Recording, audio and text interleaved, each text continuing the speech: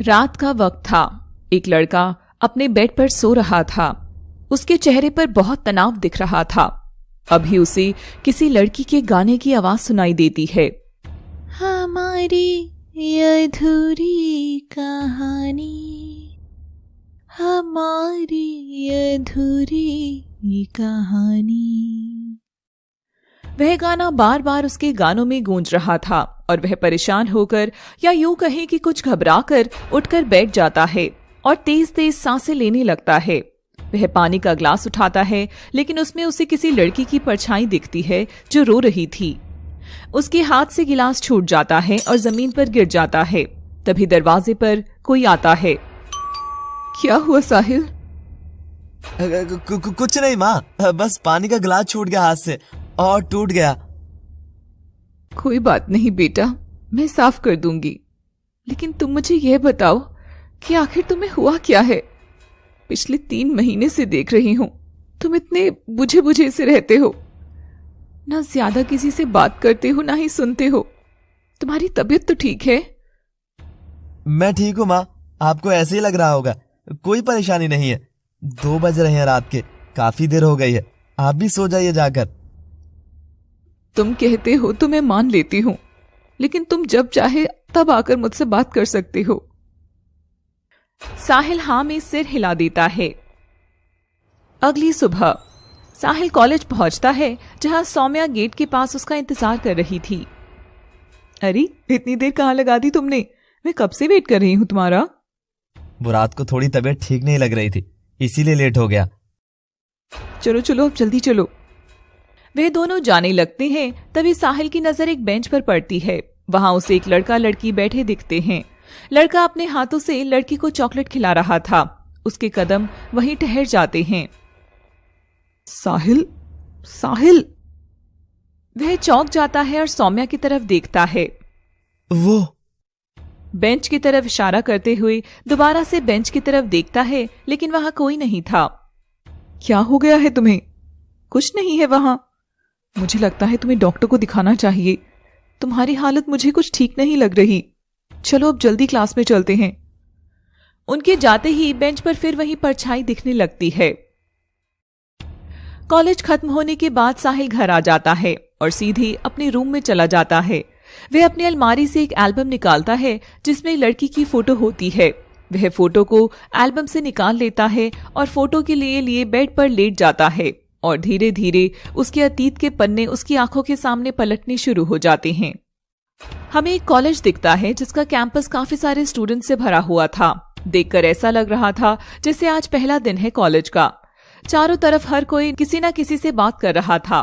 कोई अपना स्कूल का वक्त बता रहा था तो कोई कॉलेज में क्या क्या करेंगे यह बता रहा था। तभी हमारी नजर एक बहुत खूबसूरत लड़की पर आकर ठहर जाती है। वह कोने में सलवार कमीज पहने चुपचाप हाथ में बुक लिए डरी हुई सी खड़ी थी, अपने आसपास के शोरगुल से एकदम अलग। न जाने किस बात का डर था उसे। तभी एक लड़का लड़की आपस में मस्ती करते हुए वहां से निकलते हैं। साहिल के बच्चे रुक जा, अभी बताती हूँ तुझे। अच्छा, फिर बता। साहिल उस लड़की के सामने से भागता हुआ निकलता है और एकदम से रुक जाता है और उसे देखने लगता है। क्या हुआ? आप कुछ परेशान लग रही हैं। Any problem? उसकी जुबान लड़खड़ा रही होती है। मैं ठीक हूं। लग तो नहीं रही। तब तक साहिल के साथ जो लड़की थी वह भी वहां आ जाती है। क्या हुआ साहिल? देखना सौम्या, ये यहाँ खड़ी थी। मुझे कुछ परेशान लगी तो बस वही पूछ रहा था। Hi, I am Saumya. I am Sahil, 2nd year का स्टूडेंट हूँ, यानी कि आपका सीनियर। और आप? वह लड़की उन दोनों की तरफ देखती है और बोलती है, सिमरन। साहिल अचानक से आंख खोलता है। उसके कानों में सिमरन नाम गूंज रहा था। वह पास रखी टेबल से ग्लास उठाकर पानी पीता है। एक अजीब सा सन्नाटा पसरा हुआ था उस कमरे में और न जाने कब तक पसरा रहता अगर उसका फोन न बजता। तो साहिल कॉल रिसीव करता है। हेलो साहिल। हाँ बोलो। मैंने आज शाम का डॉक्टर का अपॉइंटमेंट ले लिया है तुम्हारे लिए। मैंने कहा ना मैं ठीक हूँ। मैं क्या पागल लगता हूँ तुम्हें? अभी तक तो नहीं हुए हो, लेकिन जिस तरह से तुम जा रहे हो ना, मुझे वह दिन दूर नहीं लगता अब वह नहीं है। तुम इस बात को मान क्यों नहीं लेते हो? मैं फोन रख रहा हूँ सौम्या। तुम्हारी मर्जी, लेकिन मेरी एक बात याद रखना, यह पागलपन तुम्हें कहीं का नहीं छोड़ेगा एक दिन। और वह फोन काट देती है। साहिल भी कमरे से बाहर चला जाता है खाना खाने। उसकी माँ उसे खाना परोस रही होती है। आज खाने में क्या है माँ? बैंगन का भरता है। साहिल के कान में अचानक से कुछ आवाजें गूंजने लगती हैं। ये देखो, मैं तुम्हारे लिए क्या लाई हूँ खाने में। क्या? साहिल एकदम चौंकते हुए होश में आता है। उसे बहुत पसीना आ रहा होता है। क्या हुआ बेटा, और तुम्हें इतना पसीना क्यों आ रहा है? साहिल बिना कुछ बोले वॉशरूम में चला जाता है। वह मुंह धो ही रहा होता है, उसे शीशे में फिर सिमरन की परछाई दिखती है, जिसकी आंखों में आंसू भरे हुए थे। वह पलटकर देखता है तो कोई नहीं होता। वह भागते हुए बाहर आ जाता है। साहिल सौम्या को फोन मिलाता है। कितने बजे चलना है डॉक्टर के पास? तो आखिर मान ही ली ना तुमने मेरी बात। 7 बजे मैं तुम्हारे घर आ जाऊंगी, फिर साथ में चलेंगे। शाम को सौम्या साहिल के घर आती है। नमस्ते आंटी। नमस्ते बेटा। वह साहिल अपने कमरे में है। ठीक है आंटी। वह साहिल के कमरे में जाने लगती है। बेटा 1 मिनट, मुझे तुमसे कुछ बात करनी है। जी आंटी कहिए ना। साहिल कुछ दिनों से बहुत अजीब तरह से बर्ताव कर रहा है। ना किसी से ज्यादा बात करता है ना मिलता है, बस अपने आप में ही गुम रहता है। तुम्हें कुछ पता है इसके बारे में? नहीं नहीं आंटी, मुझे तो कुछ नहीं पता। बेटा प्लीज, तुम उसकी बहुत अच्छी दोस्त हो, तुम एक बार बात करके देखो। जी आंटी। सौम्या साहिल के कमरे में जाती है। साहिल सिमरन की तस्वीर हाथ में पकड़े खड़ा होता है। सौम्या यह देख लेती है। सौम्या उसके हाथ से वह तस्वीर ले लेती है और साहिल को गुस्से से देखती है। तुम आखिर करना क्या चाहते हो? होश में तो हो। चलो। दोनों डॉक्टर के क्लिनिक के बाहर खड़े होते हैं और अंदर चले जाते हैं। तभी दूर सिमरन की आत्मा खड़ी थी और वह रोते हुए गाना गा रही थी। हमारी अधूरी कहानी, हमारी अधूरी कहानी। और उसकी आंखों से आंसू गिर रहे होते हैं। यस मिस्टर साहिल, मिस सौम्या से मेरी बात हुई थी आपके केस को लेकर। जी वो मुझे आजकल नींद नहीं आती है ठीक से और थकान भी महसूस होती है। क्या कोई ऐसी बात है जो आपने अपने अंदर छुपा रखी है या आप बताना चाहते हैं लेकिन बता नहीं पा रही हैं? वो सौम्या बीच में बोलते हुए, डॉक्टर इसे दिन भर कुछ ना कुछ सोचने की आदत है, इसी वजह से ये खुद को एकदम बीमार कर लेता है। ठीक है, मैं कुछ मेडिसिन देता हूँ आपको, इन्हें लीजिए और 1 हफ्ते बाद फिर से आइएगा, तब हम आगे बात करेंगे। Okay doctor, thank you. तुम्हारी इस हालत की जिम्मेदार तुम खुद हो। डॉक्टर बीमारी का इलाज कर सकता है, पागलपन का नहीं। सिमरन 3 महीने पहले मर चुकी है, वह अब नहीं है, समझे तुम? जितनी जल्दी तुम इस बात को समझ जाओगे उतना तुम्हारे लिए अच्छा होगा और बाकी सबके लिए भी, समझे? वह वहां से गुस्से में चली जाती है साहिल को छोड़कर। साहिल आसमान की तरफ देखता है और वह भी चलने लगता है। पीछे से सिर्फ सिमरन खड़ी होती है और रोते हुए गाना गा रही होती है। हमारी अधूरी कहानी, हमारी अधूरी कहानी। ऐसा क्या है जो साहिल को यूं बेचैन कर रहा है? कौन सा राज दफन है उसके अतीत के पन्नों में जो ना तो उसे जीने दे रहा है ना मरने? और कौन सी कहानी अधूरी है जिसे सिमरन पूरा करने आई है? साहिल काफी देर से अपने घर पहुंचता है। इतनी देर कहाँ लग गई बेटा? कुछ नहीं माँ, बस यूं ही थोड़ी देर खुली हवा में सांस लेना चाहता था। जा बेटा, थोड़ा आराम कर ले जाके। साहिल अपने कमरे की खिड़की पर जाकर खड़ा हो जाता है। बाहर बहुत तेज हवा चल रही थी। वो अपने कमरे की खिड़की के पास जाकर खड़ा हो जाता है। उसे खिड़की से बाहर एक लड़की की परछाई दिखती है जो गाना गा रही होती है। हमारी अधूरी कहानी, हमारी अधूरी कहानी। वो घबराकर खिड़की बंद कर लेता है और खिड़की के सहारे ही टेक लगाकर खड़ा हो जाता है और अपने अतीत के पन्नों को एक बार दोबारा पलटने लगता है। सिमरन, नाम तो काफी अच्छा है आपका। मैं चलती हूँ। Show, by the way miss Simran, अगर आपको यहाँ कॉलेज में कोई भी परेशानी हो तो आप हमसे कह सकती हैं। सिमरन कुछ नहीं कहती और चली जाती है। अगले दिन कैंटीन में सीनियर्स अपने जूनियर्स की रैगिंग कर रहे थे। साहिल और सौम्या भी वहीं थे। सिमरन भी वहीं आ जाती है। साहिल सिमरन की तरफ इशारा करते हुए बोलता है, इससे सवाल मैं पूछूंगा। साहिल सिमरन के पास आकर उसके चारों तरफ चक्कर लगाता है। मिस सिमरन। सिमरन घबराई हुई नजरों से उसे देखती है। उसके होंठ कांप रहे होते हैं। अरे आप तो अभी से इतना घबरा रही हैं। अभी तो मैंने आपसे कुछ पूछा भी नहीं है। सिमरन चुपचाप खड़ी रहती है।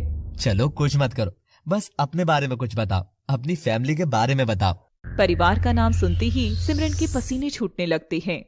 एक सीनियर उसे देखकर बोलता है, मुंह में जबान तो है ना? स्टॉप इट गाइस, देख नहीं रहे उसकी क्या हालत हो रही है? वो सिमरन की तरफ देखकर बोलता है, घबराओ नहीं, आराम से बताओ। सिमरन बहुत धीमी और लड़खड़ाती आवाज में बोलती है, मेरा नाम सिमरन है, मैं आजमगढ़ से हूँ। अपने परिवार के बारे में कुछ बताओ, कौन कौन है परिवार में? वो मेरे परिवार में। वो अचानक से भागते हुए वहाँ से चली जाती है। अरे इससे क्या हुआ? छोड़ ना, चल बाकी सबसे बात करते हैं। उनका कॉलेज ऐसे ही चल रहा था। सिमरन अक्सर साहिल से टकरा जाया करती थी, लेकिन कभी भी कोई बात नहीं करती थी। हमेशा एक डर उसके चेहरे पर साफ साफ दिखाई देता था। एक दिन कॉलेज की छुट्टी होने के बाद साहिल अपने बाइक से घर जा रहा होता है। तभी उसे सिमरन एक पेड़ के पीछे छुपी हुई दिखती है। वो सामने देखता है तो दो आदमी उसे इधर उधर ढूंढ रहे होते हैं। उसे कुछ समझ नहीं आ रहा था कि ये हो क्या रहा है। उसमें से एक आदमी साहिल के पास आता है। आदमी वो उसे सिमरन की फोटो दिखाते हुए पूछता है, इस लड़की को तुमने कहीं देखा है? नहीं। थोड़ी देर सिमरन को ढूंढने के बाद वो दोनों आदमी वहां से चले जाते हैं। सिमरन अभी भी वहीं छुपी हुई थी। साहिल पीछे से आकर उसके कंधे पर हाथ रखता है। सिमरन बहुत घबरा जाती है। वो पलट कर देखती है तो वहाँ साहिल खड़ा था। ये जो दो आदमी तुम्हें ढूंढ रहे थे, ये कौन थे? सिमरन बिना जवाब दिए जाने लगती है। साहिल उसका हाथ पकड़ लेता है। देखो, एक बार तुम बच गई, जरूरी नहीं है कि तुम बार बार बच जाओ। बेहतर होगा अभी तुम मेरे साथ चलो। सिमरन उसकी तरफ देखती है और फिर उसके साथ चलने लगती है। अपने चेहरे पर कपड़ा बांध लो, वरना कोई पहचान लेगा तुम्हें। सिमरन अपने चेहरे पर दुपट्टा बांध लेती है। साहिल उसे अपने घर ले आता है। साहिल के घर पर बस वो और उसकी माँ रहती थी। उसकी माँ उस वक्त घर पर नहीं थी। सिमरन सोफे पर बैठ जाती है। साहिल उसे पानी देता है। अब बताओ, कौन थे वो लोग और तुम उनसे इस तरह से क्यों छुप रही थी? सिमरन पहले उसे देखती है, फिर सामने देखने लगती है। मेरी ताऊजी के बेटे। क्या? तो फिर तुम उन लोगों से छुप क्यों रही थी? क्योंकि मैं घर से भाग कर आई हूँ। और तुम्हारे पेरेंट्स? नहीं है। शुरू से बताओ कि आखिर बात क्या है। वो खड़ी होती है और बताना शुरू करती है। मैं आजमगढ़ के गांव बथालगंज के जमींदार की बेटी हूँ। मेरे परिवार में माँ, पापा, ताऊजी, ताईजी और उनके दो बेटे हैं। मैं अपने माँ पापा की एक लौती बेटी हूँ। ताऊजी को नशा करने की आदत थी, इसलिए दादाजी ने मेरे पापा को अपनी जायदाद का वारिस बना दिया। ये बात ताऊजी और उनके परिवार को अच्छी नहीं लगी, लेकिन फिर भी वो चुप रह गए।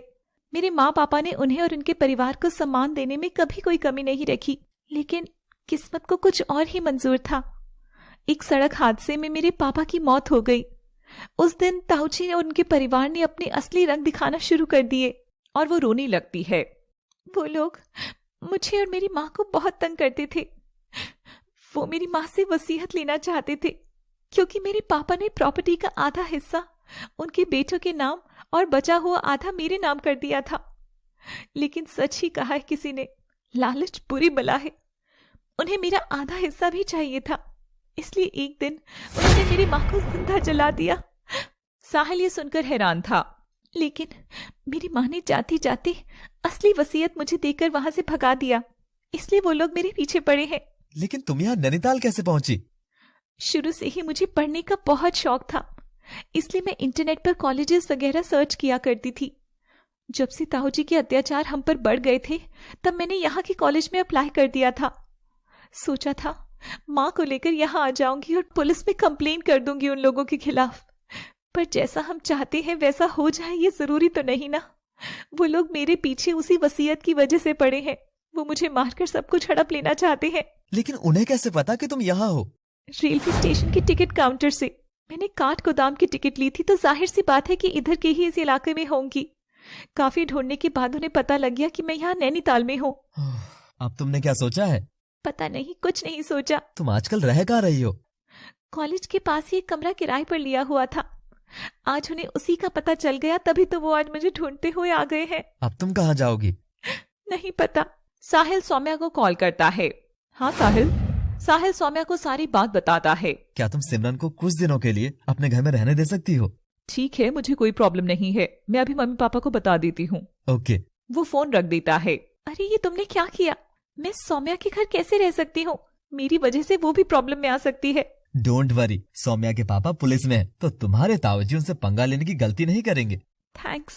You are welcome friends. Good friends. Sahil Simran को सौम्या के घर ले जाता है। आओ बेटा, सौम्या ने मुझे सब कुछ बता दिया है, तुम बिल्कुल चिंता मत करो, यहाँ तुम्हें किसी तरह का कोई खतरा नहीं है। Thank you uncle. आओ सिमरन, मैं तुम्हें तुम्हारा कमरा दिखा।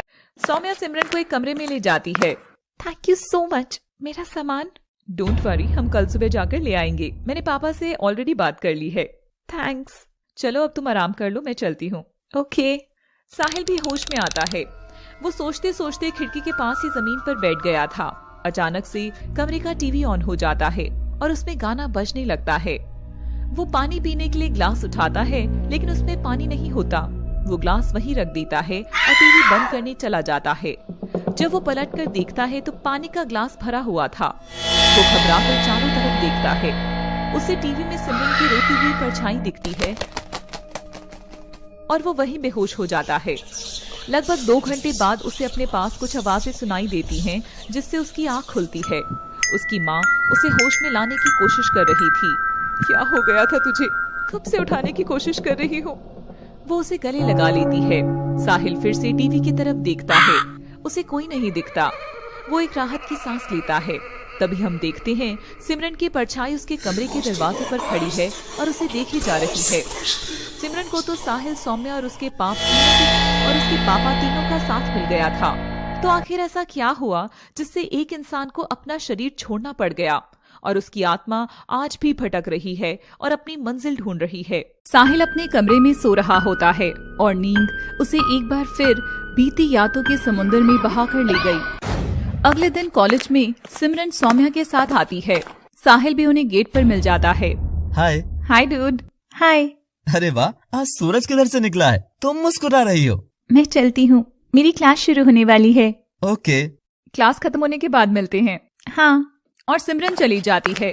साहिल और सौम्या भी चले जाते हैं। क्लास खत्म होने के बाद साहिल और सौम्या कॉरिडोर में आते हैं तो उन्हें नोटिस बोर्ड के पास काफी हलचल नजर आती है। अरे वाह, ऐसा क्या है जो इतनी भीड़ है? तुम्हें नहीं पता, फ्रेशर्स पार्टी होने वाली है। ओह हाँ, मैं तो भूल ही गई। तब तक सिमरन भी आ जाती है। अरे सिमरन, तुम क्या खास करने वाली हो? खास मतलब? अरे मतलब फ्रेशर्स पार्टी है ना, तो सारे फ्रेशर्स कुछ ना कुछ स्पेशल जरूर करेंगे। तुमने कुछ सोचा है? मैं आऊंगी ही नहीं। क्या? साहिल और सौम्या दोनों उसे देखने लगते हैं। तुम दोनों मुझे ऐसे क्यों देख रही हो? मुझे भीड़ में बहुत घबराहट होती है और मैं नर्वस भी हो जाती हूँ, इसलिए मैं नहीं आ रही। ये कहकर वो चली जाती है।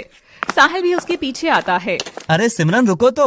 वो दोनों कॉलेज से बाहर रोड पर आ जाते हैं और साथ चलने लगते हैं। अच्छा, किसी और को ना सही, मुझे तो बताओ कि तुम्हें सबसे ज्यादा क्या पसंद है। बताओ ना प्लीज। मुझे पता है तुम लोगों के साथ ज्यादा घुल मिल नहीं पाती, पर हम तो दोस्त है ना? हाँ। तो फिर बताओ। मुझे ना गाना गाना बहुत पसंद है। रियली? हाँ। तो फिर कुछ गा के सुनाओ ना। अभी यहाँ? जिस चीज से हमें खुशी मिलती है उसे करने में कैसी झिझक? पर चलो अपने लिए ना सही, मेरे लिए गा दो। क्या तुम मेरे लिए गाओगी? अपनी दोस्त से मैं इतना मांग सकता हूँ ना? ठीक है। साहिल पेड़ के सहारे टिककर खड़ा हो जाता है। सिमरन भी पेड़ की दूसरी साइड टिककर खड़ी हो जाती है और आंखें बंद करके गाना शुरू करती है।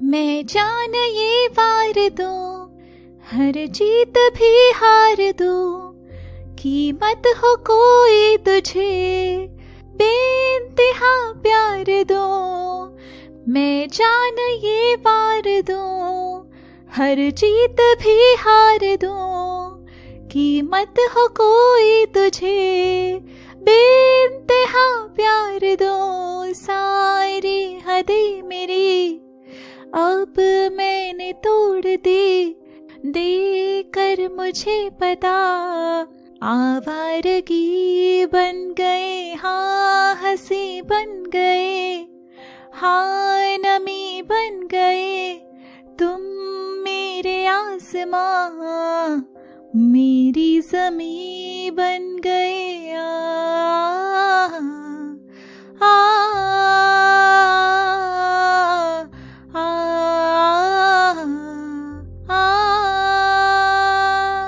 क्या आवाज है तुम्हारी, मतलब जादू सा है एकदम। Thank you. तब तक पीछे से सौम्या दौड़ती हुई आ जाती है। क्या यार, तुम लोग मुझे वहीं छोड़कर इतनी दूर निकल आए? वो बात करते हुए आए तो पता ही नहीं चला। कोई नहीं, अब हम लोग घर निकलते हैं। चले सिमरन? हाँ चलो।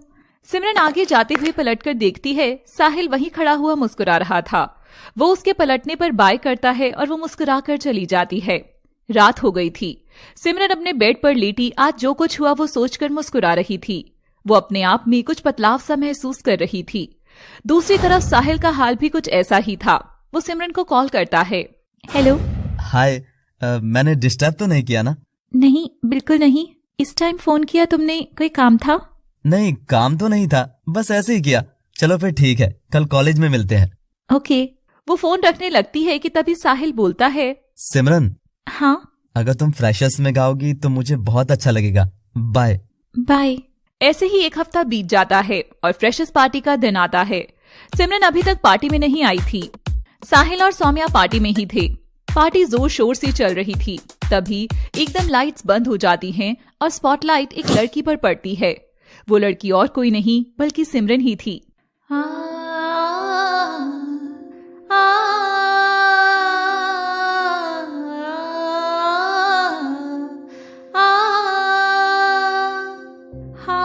हंसी बन गए, हाँ नमी बन गए, तुम मेरे आसमां मेरी ज़मीं बन गए, हाँ हंसी बन गए, हाँ नमी बन गए, तुम मेरे आसमां मेरी ज़मीं बन गए।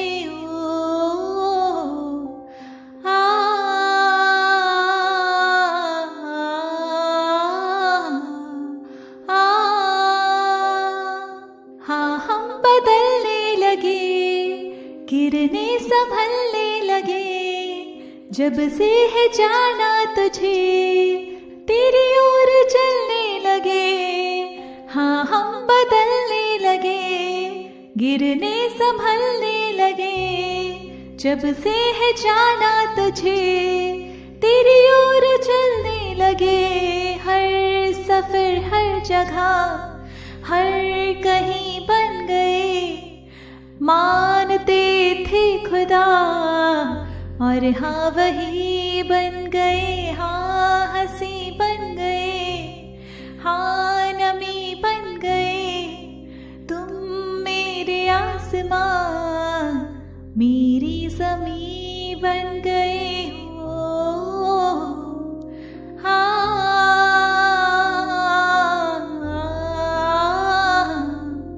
गाना खत्म होते ही पूरा हॉल तालियों की गड़गड़ाहट से गूंजने लगता है।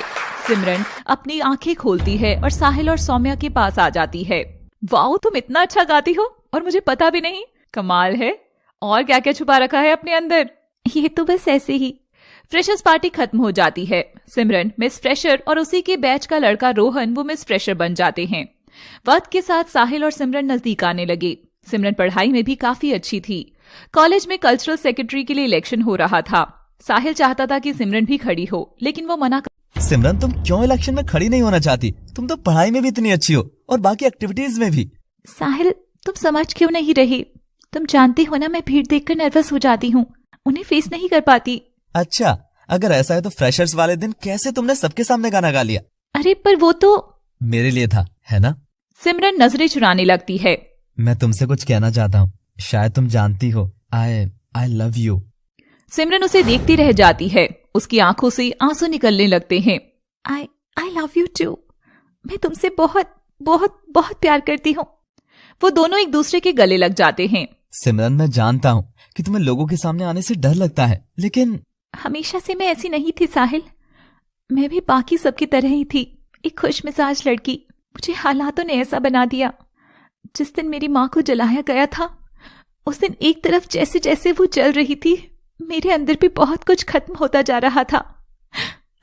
मैं समझ सकता हूँ, लेकिन सारी जिंदगी एक हादसे की याद के साथ तो नहीं बिताई जा सकती ना सिमरन। वक्त आ गया है कि तुम अपनी पुरानी जिंदगी की तकलीफों से बाहर निकलो। इसलिए मैं चाहता हूँ कि तुम इस इलेक्शन में खड़ी हो जाओ और जीतो भी। होगी ना? सिमरन हाँ में सिर हिलाती है। उसकी आंखों में से आंसू आ जाते हैं और वो उसके गले लग जाती है। उस दिन सिमरन, साहिल, सौम्या और उसके दोस्त सब जोर शोर से इलेक्शन की तैयारी में लग जाते हैं। सबका साथ पाकर सिमरन का खोया हुआ कॉन्फिडेंस भी धीरे धीरे वापस आने लगता है।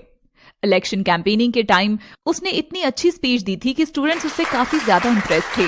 वो एक बार फिर से जिंदगी खुलकर जीने लग गई थी और साहिल के साथ से उसकी जिंदगी और भी खूबसूरत बन गई थी। इन्हीं सब के बीच इलेक्शन हो जाते हैं और सिमरन ने काफी अच्छे अंतर से इलेक्शन जीत लिया था। साहिल और सिमरन एक बेंच पर बैठे हुए थे। Congratulations madam. Thank you.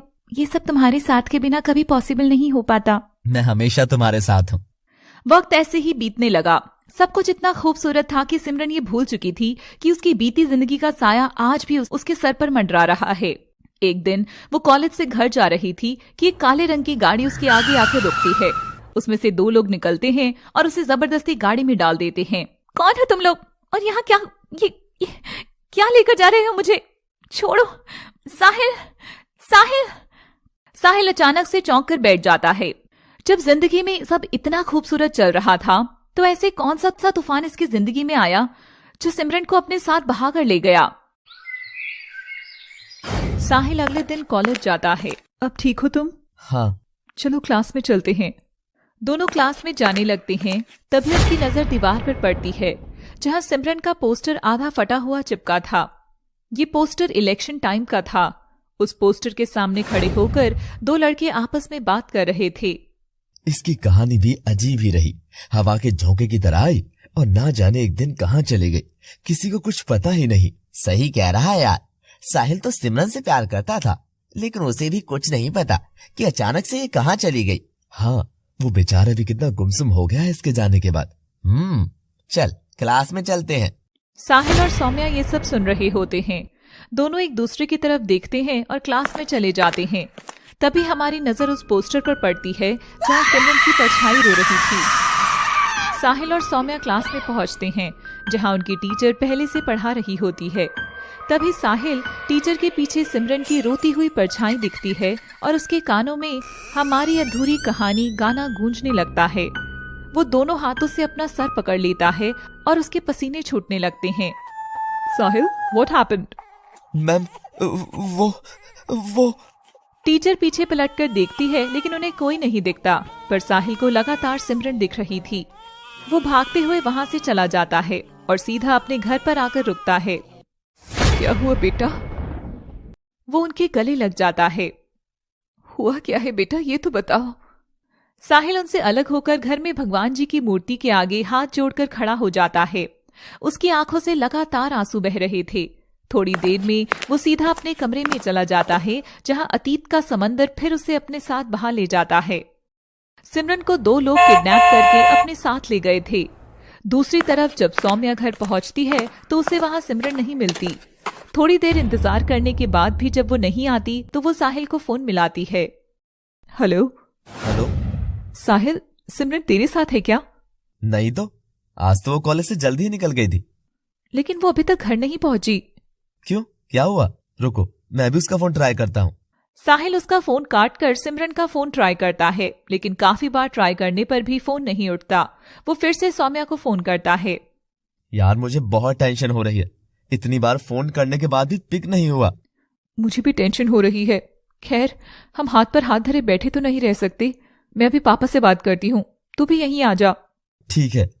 साहिल सौम्या के घर आ जाता है। सौम्या भी तब तक अपने पापा को सब बता देती है। तुम लोग बिल्कुल चिंता मत करो, मैंने अपनी टीम को ऑलरेडी इन्फॉर्म कर दिया है। मैं खुद भी जा रहा हूँ, लेकिन तुम लोग मुझे ये बताओ कि उसने तुम लोगों को कुछ बताया था कि कहाँ जा रही है? नहीं अंकल, उसकी क्लास आज जल्दी खत्म हो गई थी, तो इसलिए वो घर जल्दी जाने के लिए कह रही थी। कहीं उसके परिवार वालों ने तो कुछ? मुझे भी ऐसा ही लगता है। खैर, तुम लोग चिंता मत करो, उसे कुछ नहीं होगा। सौम्या के पापा सिमरन को ढूंढने चले जाते हैं। साहिल और सौम्या भी उनके साथ जाते हैं। दूसरी तरफ हम देखते हैं कि एक अंधेरे कमरे में सिमरन कुर्सी से बंधी हुई बैठी थी। आखिर कौन हो तुम लोग और मेरे साथ ऐसा क्यों कर रहे हो? तभी एक आवाज आती है। अच्छा, हम कौन है? इतनी जल्दी भूल गई हमें तू। वो आवाज सुनकर सिमरन के होश उड़ जाते हैं। सिमरन के दोनों भाई उसके सामने आकर खड़े हो जाते हैं। आप लोग ऐसा क्यों कर रहे हैं मेरे साथ? आपको बिल्कुल बुरा नहीं लगता? शर्मिंदगी नहीं महसूस होती? लगता है, बहुत बुरा लगता है, लेकिन तू भी तो हमारी बात नहीं समझती। तू हमें वो वसीयत दे दे, फिर हमारी तुझसे कोई दुश्मनी नहीं। हाँ, हमें भी ये सब करना कहाँ अच्छा लगता है। तू हमारी बात मान ले, फिर हम भी तुझे अच्छे भाइयों की तरह शादी करके विदा कर देंगे। वो दोनों हंसने लगते हैं। सिमरन उन दोनों को नफरत भरी निगाहों से देखती है। इतना लालच, छी! अपना हिस्सा मिलने के बाद भी ये हरकतें। अरे भाई तो बहन के रक्षक होते हैं, लेकिन आप लोग तो भक्षक से भी गए गुजरे हो। हम यहाँ तेरा कोई भाषण सुनने नहीं आए, समझी? सीधे सीधे हमें वो वसीयत दे दे, वरना हमें अपनी बात मनवानी आती है और ये तू अच्छी तरह से जानती है। दूसरी तरफ सौम्या के पापा साहिल और सौम्या कॉलेज के आसपास पूछताछ करते हैं। एक छोटे से दुकानदार ने सिमरन को किडनैप होते देखा था। उसने गाड़ी का नंबर भी नोट कर लिया था, लेकिन डर की वजह से वो पुलिस स्टेशन नहीं गया। सौम्या के पापा के पूछने पर वो उन्हें सब बताता है और गाड़ी का नंबर भी दे देता है। अब देखना, बहुत जल्द सिमरन का पता चल जाएगा। मैंने गाड़ी का नंबर, लोकेशन ट्रेस करने के लिए भेज दिया है। भगवान करे सिमरन ठीक हो। डोंट वरी, सब ठीक होगा। मैं मर जाऊंगी लेकिन वो वसीयत आप लोगों को नहीं दूंगी। मुझे पैसों का लालच नहीं है, लेकिन अपने दादाजी और पिता की मेहनत की कमाई मैं इसे गलत हाथों में कभी नहीं पड़ने दूंगी। तेरी इतनी हिम्मत! अभी तक हम तुझसे प्यार से पेश आ रहे थे। आखिर कुछ भी हो, है तो तू हमारी बहन ही, लेकिन तू इसके लायक ही नहीं है। शायद तुझे भी तेरे माँ बाप के पास ही पहुँचाना पड़ेगा। ऐसे नहीं मानेगी तू। वो सिमरन पर बंदूक तान देता है। तभी सौम्या के पापा साहिल और सौम्या के साथ आ जाते हैं। उनकी पुलिस फोर्स भी बाहर आ जाती है। अगर गोली चलाने की कोशिश भी की ना, तो अंजाम बहुत बुरा होगा। बंदूक नीचे करो अपनी। वो दोनों डर जाते हैं और बंदूक नीचे रखकर हाथ ऊपर करके खड़े हो जाते हैं। साहिल और सौम्या सिमरन की रस्सियां खोलकर अपनी तरफ ले आते हैं। बहुत शौक है ना तुम्हें लोगों की जान से खेलने का। अब चलो पुलिस स्टेशन, तब बताता हूँ तुम लोगों को। उन दोनों को पुलिस स्टेशन ले जाया जाता है। सिमरन एक एक जोरदार थप्पड़ उन दोनों के गाल पर जड़ती है। तुम दोनों ने जो किया है उसके बदले में ये कुछ भी नहीं है। बहुत दिन तुम लोगों से डर डर कर जी ली मैं, लेकिन अब नहीं। सिमरन, हमें माफ। चुप, एकदम चुप। हिम्मत भी मत करना माफी मांगने की। माफी शब्द तुम जैसे लोगों के लिए नहीं है, समझे? बेटी, हमने इनके खिलाफ कंप्लेंट दर्ज कर ली है। अंकल, सिर्फ इनके ही नहीं, बल्कि मैं अपने ताऊजी और ताईजी के खिलाफ भी अपनी माँ को मारने की कंप्लेंट दर्ज कराना चाहती हूँ। मैं उस हादसे की चश्मदीद गवाह हूँ। बहुत हुआ ये सब, अब और नहीं। शाबाश बेटी। सिमरन की गवाही के बाद उसके ताऊजी और उनके पूरे परिवार को सजा हो जाती है। सच ही है, हमें कोई कब तक डरा धमका सकता है जब तक हम उससे डरें और झुकें। सिमरन की जिंदगी अब एक सही दिशा में जाने लगी थी। एक दिन सिमरन और साहिल कैंटीन में बैठे हुए थे। सिमरन, मैं तुमसे कुछ कहना। अचानक तेज हवा से साहिल के कमरे की खिड़की खुलती है और वो अपने अतीत से बाहर आ जाता है। तभी साहिल की माँ उसके कमरे में आती है। अब कैसा महसूस कर रहा है तू? ठीक हूँ। देख बेटा, ये तो मैं समझ चुकी हूँ कि कोई बहुत बड़ी बात है जो तुझे इतना परेशान कर रही है। मेरे इतना पूछने के बाद भी तू नहीं बता रहा, तो जरूर कुछ ऐसा है जो तूने अंदर ही अंदर खाए जा रहा है। अगर ऐसा कुछ है तो तू खुद सोच के क्या कर सकता है। मैं उस दिन का इंतजार करूंगी जब तू मुझे खुद बताएगा। और वो वहां से चली जाती है। बताऊंगा माँ, बहुत जल्द बताऊंगा, क्योंकि अब ये बोझ मैं नहीं उठा सकता। तभी हमारी नजर खिड़की पर पड़ती है, जहां सिमरन की परछाई आंखों में आंसू भरी बस साहिल को देखे जा रही थी। आखिर क्या हुआ था सिमरन के साथ? कौन सा बोझ है जो साहिल अपने मन पर रखे हुए है? साहिल सौम्या को फोन करता है। हेलो। हाँ साहिल, मुझे तुमसे अभी मिलना है। ठीक है, पहाड़ी पर आ जाओ 1 घंटे में। आता हूँ। साहिल और सौम्या क्लिफ पर पहुँचते हैं। बहुत हुआ सौम्या, अब और बर्दाश्त नहीं होता मुझसे। वो अपना सर दोनों हाथों से पकड़ लेता है। मुझे लगता है मैं पागल हो जाऊंगा। मैं जा रहा हूँ पुलिस के पास। साहिल जाने लगता है, लेकिन सौम्या उसका हाथ पकड़ लेती है। तुम पागल तो नहीं हो गए?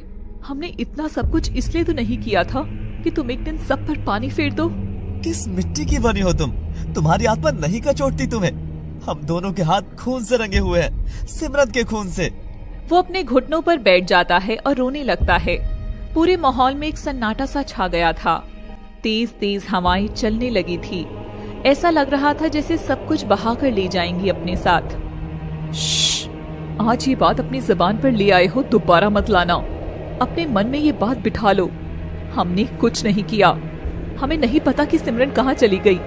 चुप रहने से सच नहीं बदल जाएगा कि हमने उसे मारा है उसकी प्रॉपर्टी के लिए। इस प्लान की शुरुआत तब हुई जिस दिन सिमरन ने मुझे अपनी प्रॉपर्टी के बारे में बताया। साहिल और सौम्या बात कर रहे थे। सिमरन के साथ बहुत गलत किया ना उसके परिवार वालों ने। वैसे देखा जाए तो इतना भी गलत क्या था? क्या मतलब? वो अकेली लड़की थी, उसे इतनी प्रॉपर्टी की क्या जरूरत थी? जरूरत से क्या मतलब है? उसका हक है। तुम ज्यादा आइडियल मत बनो। उसे इस प्रॉपर्टी की क्या जरूरत थी, लेकिन हमारे बहुत काम आ सकती है। ये तुम? सौम्या साहिल का हाथ अपने सर पर रख लेती है। सौम्या एकदम बौखलाते हुए बोलती है, तुम्हें मेरी कसम, देखो उसका तो अब इस दुनिया में कोई है नहीं, लेकिन हम दोनों तो एक दूसरे से प्यार करते हैं ना बचपन से। हमारे सुनहरे भविष्य के लिए मुझे वो प्रॉपर्टी चाहिए। वादा करो मुझसे कि तुम मुझे वो प्रॉपर्टी ला कर दोगे। साहिल बहुत बेमन से हाँ में सिर हिला देता है। फिर से दोनों उसी पहाड़ी पर खड़े हुए दिखेंगे। और उस दिन से शुरू हुआ था ये प्यार का खेल। देखो वो मर चुकी है और उसकी प्रॉपर्टी भी हमें मिल चुकी है, तो तुम कोई बेवकूफी मत करना, समझे? साहिल उसकी तरफ देखता है और बिना कुछ कहे वहाँ से चला जाता है। वो सड़क पर चल रहा था और आगे की कहानी के पन्नों को पलट रहा था जो उसने और सौम्या ने मिलकर लिखी थी। सिमरन, मुझे तुमसे कुछ बात करनी है। हाँ कहो ना। मैं तुमसे शादी करना चाहता हूँ। सिमरन ये सुनकर हैरान रह जाती है। अभी तो हमारा कॉलेज भी पूरा नहीं हुआ है। क्या फर्क पड़ता है? हम दोनों तो एक दूसरे को अपना मान ही चुके हैं ना। पर तुम्हारी घर वाले? मेरे घर में सिर्फ मेरी माँ है, और वो भी नाना जी के यहाँ उनकी तबीयत की वजह से गई हुई है। न जाने कितना वक्त लग जाए उन्हें आने में। मैं उन्हें मना लूंगा। हम अगले हफ्ते ही शादी करेंगे। अब मैं तुमसे एक पल भी दूर नहीं रहना चाहता। ठीक है। सिमरन मन में कुछ सोचती है और वहां से चली जाती है। ऐसे ही देखते देखते एक हफ्ता बीत जाता है और शादी वाला दिन आ जाता है। सिमरन दुल्हन के जोड़े में साहिल के साथ मंदिर में खड़ी थी, आंखों में अपनी आने वाली जिंदगी के सपने सजाए। सौम्या भी वहीं थी और पंडित जी हवन कुंड के पास शादी की तैयारी कर रहे थे। साहिल और सिमरन की शादी शुरू होती है। वो तीनों शादी के बाद मंदिर से बाहर आते हैं और सिमरन उन दोनों को मंदिर के पीछे एक कमरा था वहां चलने को कहती है। साहिल, आज मैं तुम्हें हमारी शादी के दिन एक तोहफा देना चाहती हूँ। सिमरन पास रखे अपने बैग से कुछ पेपर्स निकालती है और साहिल की तरफ बढ़ाती है। ये क्या है? मैंने अपनी सारी प्रॉपर्टी तुम्हारे नाम कर दी है। मुझे इस प्रॉपर्टी का लालच ना पहले था और ना अब है। मैं बस बिना किसी बोझ के तुम्हारे प्यार के सहारे अपनी जिंदगी बिताना चाहती हूँ। साहिल और सौम्या एक दूसरे की तरफ हैरानी से देखते हैं। सौम्या मन ही मन बहुत खुश हो रही थी। जिस प्रॉपर्टी के लिए उसने ये सारा प्लान बनाया था वो तो सिमरन ने खुद ब खुद उसके हाथ में रख दी। दूसरी तरफ साहिल के मन में एक उलझन सी चल रही थी। मैं अभी आती हूँ। और वो वहां से चली जाती है। उसके जाते ही सौम्या साहिल से कहती है, मुझे तो यकीन नहीं हो रहा कि हमें इतनी आसानी से सब कुछ मिल गया। ये जो कुछ भी हो रहा है सही नहीं हो रहा। सिमरन एक बहुत अच्छी लड़की है। ये इमोशनल होने का वक्त नहीं है साहिल, और वैसे भी एक आखिरी काम अभी बाकी है। साहिल हैरानी से देखते हुए, अब क्या बाकी है? सिमरन को मारना होगा। साहिल एकदम शॉक्ड रह जाता है। तुम्हारा दिमाग तो खराब नहीं हो गया? होश में तो हो तुम? देखो, जो हमें चाहिए था वैसे भी मिल गया है, तो ये सब करने की क्या जरूरत है? अगर वो जिंदा रही तो हम कभी चैन से नहीं जी पाएंगे। तुम्हें क्या लगता है सब कुछ जानने के बाद वो शांत रहेगी? तुम्हें उसे मारना ही होगा। तब तक सिमरन आ जाती है। सिमरन, मैं अब चलती हूँ।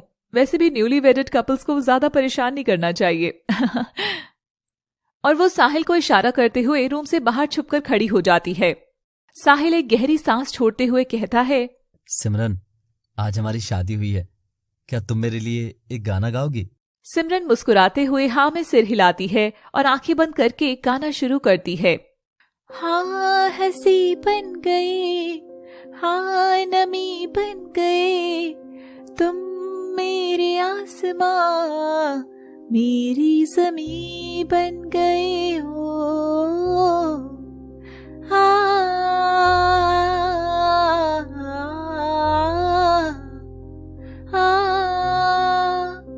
वो गाना गा ही रही होती है कि अचानक से उसके मुंह से एक आह निकलती है और वो आंखें खोलती है। उसके पेट में चाकू भोंके साहिल खड़ा था। सिमरन आंखों में आंसू भरे उसकी तरफ हाथ बढ़ाती हुई जमीन पर गिर जाती है और उसकी वहीं मौत हो जाती है। साहिल आंसू भरे उसके पास बैठ जाता है। आई एम सॉरी। तब तक सौम्या आ जाती है। चलो जल्दी से इसकी बॉडी को कहीं दफन कर देते हैं। वो दोनों मंदिर के पास ही एक कच्ची जमीन में उसे दफना देते हैं। साहिल यही सब सोचते सोचते उसी जगह पहुंच गया था जहां उन दोनों ने सिमरन को दफनाया था। आई am sorry Simran, I am really sorry. अचानक से बहुत तेज हवाएं चलने लगती है और सिमरन की परछाई उसके सामने आने लगती है। वो उसके सामने आ जाती है। साहिल उसे देखता ही रह जाता है। सिमरन आंखों में आंसू लिए, हमें तो अपनों ने लूटा, गैरों में कहाँ दम था। हमें प्यार भी वही हुआ जहाँ धोखा हरदम था। मुझे माफ कर दो। तुमने मेरे साथ प्यार का दिखावा किया, लेकिन मैंने तुमसे सच्चा प्यार किया था साहिल। दिखावे के लिए ही सही, लेकिन जितना भी वक्त मैंने तुम्हारे साथ बिताया वो मेरी जिंदगी का सबसे खूबसूरत समय था। इसलिए मैं तुम्हें कभी नुकसान नहीं पहुंचा सकती। इतने दिनों से मैं तुमसे यही बात कहना चाहती थी, इसलिए तुम्हारा पीछा कर रही थी। I really loved you.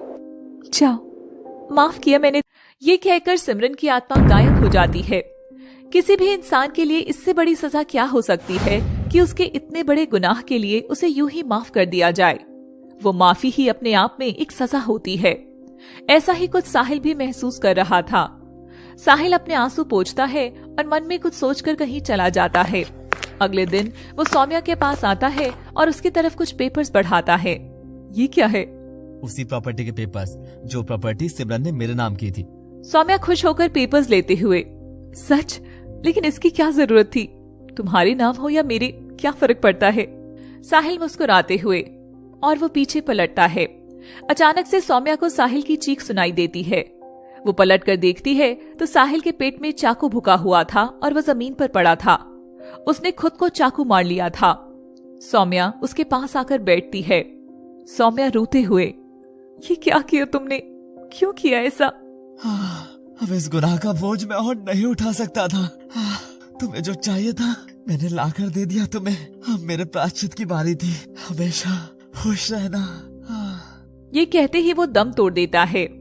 हम एक कमरे में देखते हैं सौम्या कभी तेज तेज हंस रही थी तो कभी रो रही थी और दरवाजे पर उसके पिता उसे यूं देख आंखों में आंसू भरे खड़े थे। साहिल ने जो किया उसका सौम्या के दिमाग पर बहुत गहरा असर पड़ा था, जिस वजह से उसकी मानसिक स्थिति बिगड़ गई थी। सिमरन की प्रॉपर्टी का कोई हकदार ना होने के कारण सरकार ने उसे जब्त कर लिया था। अब वो एक सरकारी प्रॉपर्टी थी। तभी हम देखते हैं दूर साहिल और सिमरन एक दूसरे का हाथ पकड़कर खड़े थे और उस हवेली को देख रहे थे। साहिल और सिमरन की अधूरी कहानी तो यहाँ पूरी हो गई, लेकिन हमें बहुत कुछ सिखा गई। जिस प्रॉपर्टी के लिए इतना सब कुछ हुआ, आज वो किसी की नहीं है। किसी दूसरे के अरमानों की चिता पर अपने महल नहीं खड़े किए जा सकते। इतिहास गवाह है, जब भी धोखे से किसी ने किसी की कोई चीज ली है, उसका अंजाम हमेशा बुरा ही हुआ है।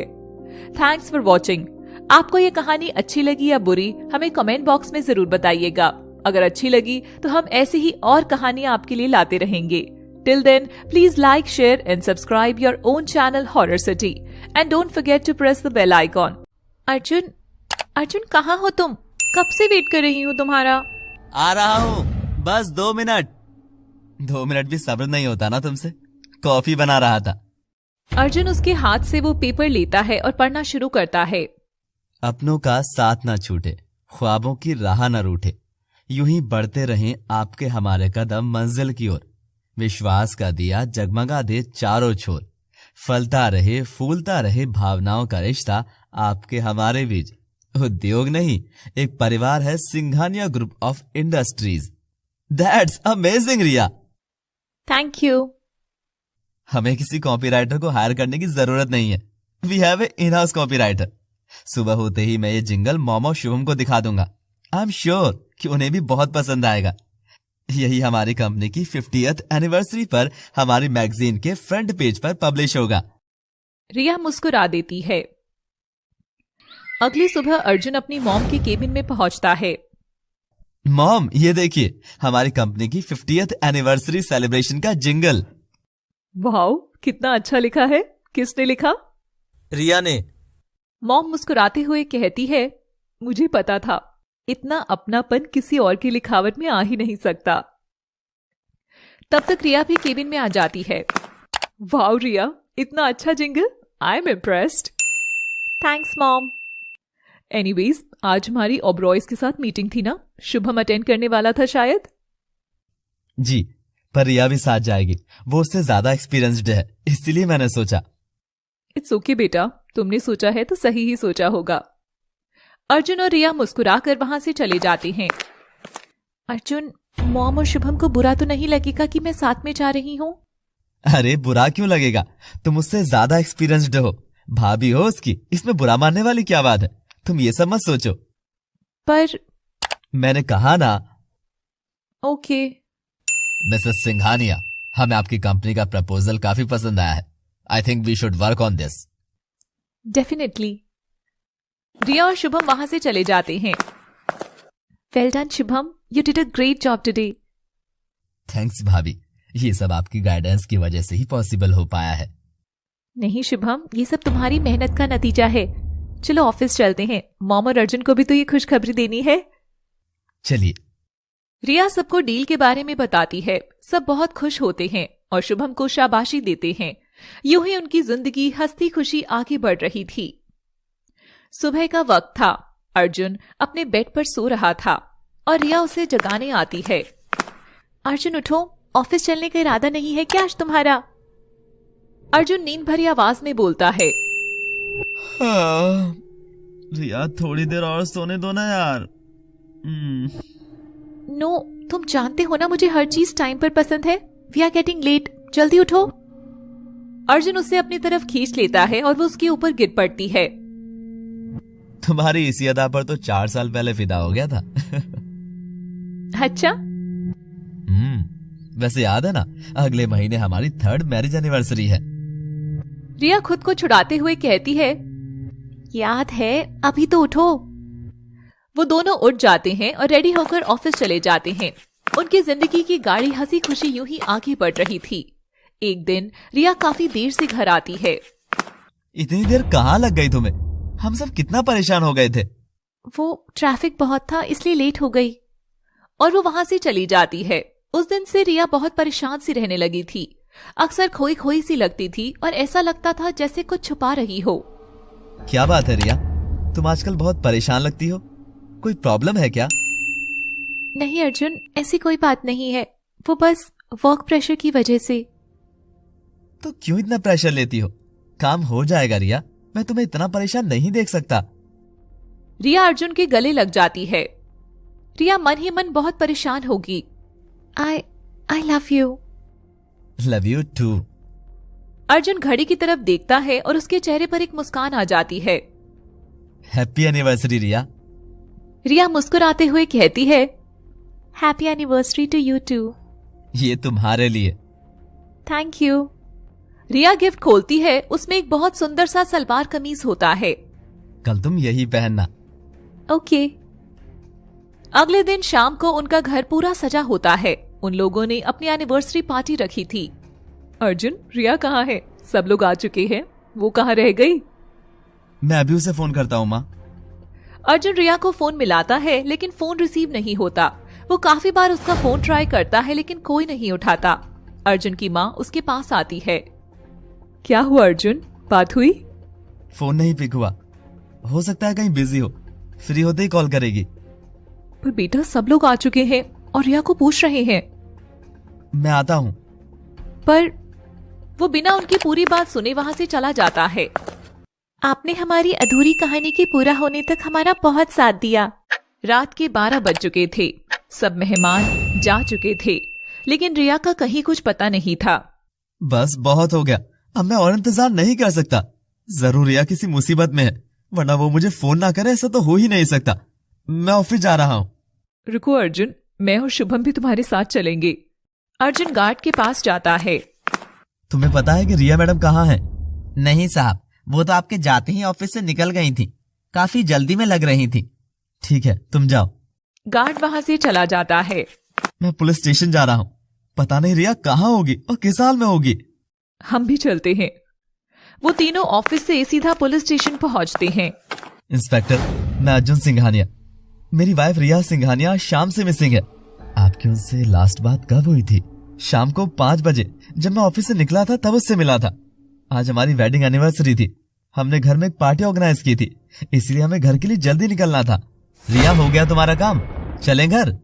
हाँ चलो। वो दोनों जाने लगते हैं कि तभी रिया का फोन बजता है। Excuse me. वो थोड़ा साइड होकर फोन रिसीव करती है। ठीक है, मैं अभी आती हूँ।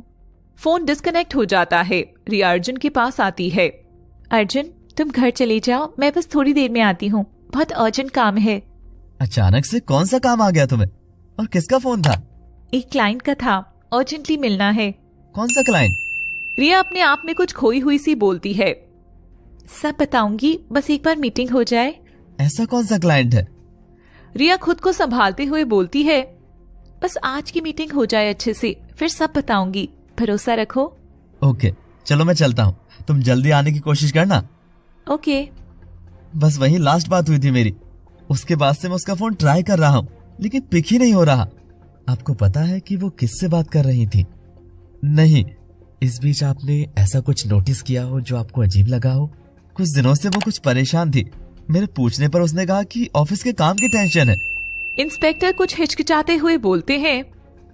उनकी किसी से कोई खास दोस्ती या? अर्जुन गुस्से में बोलता है।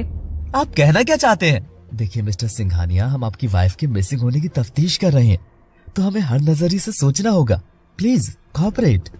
अर्जुन चुप हो जाता है। इंस्पेक्टर मिसेस सिंघानिया और शुभम से भी सवाल पूछते हैं।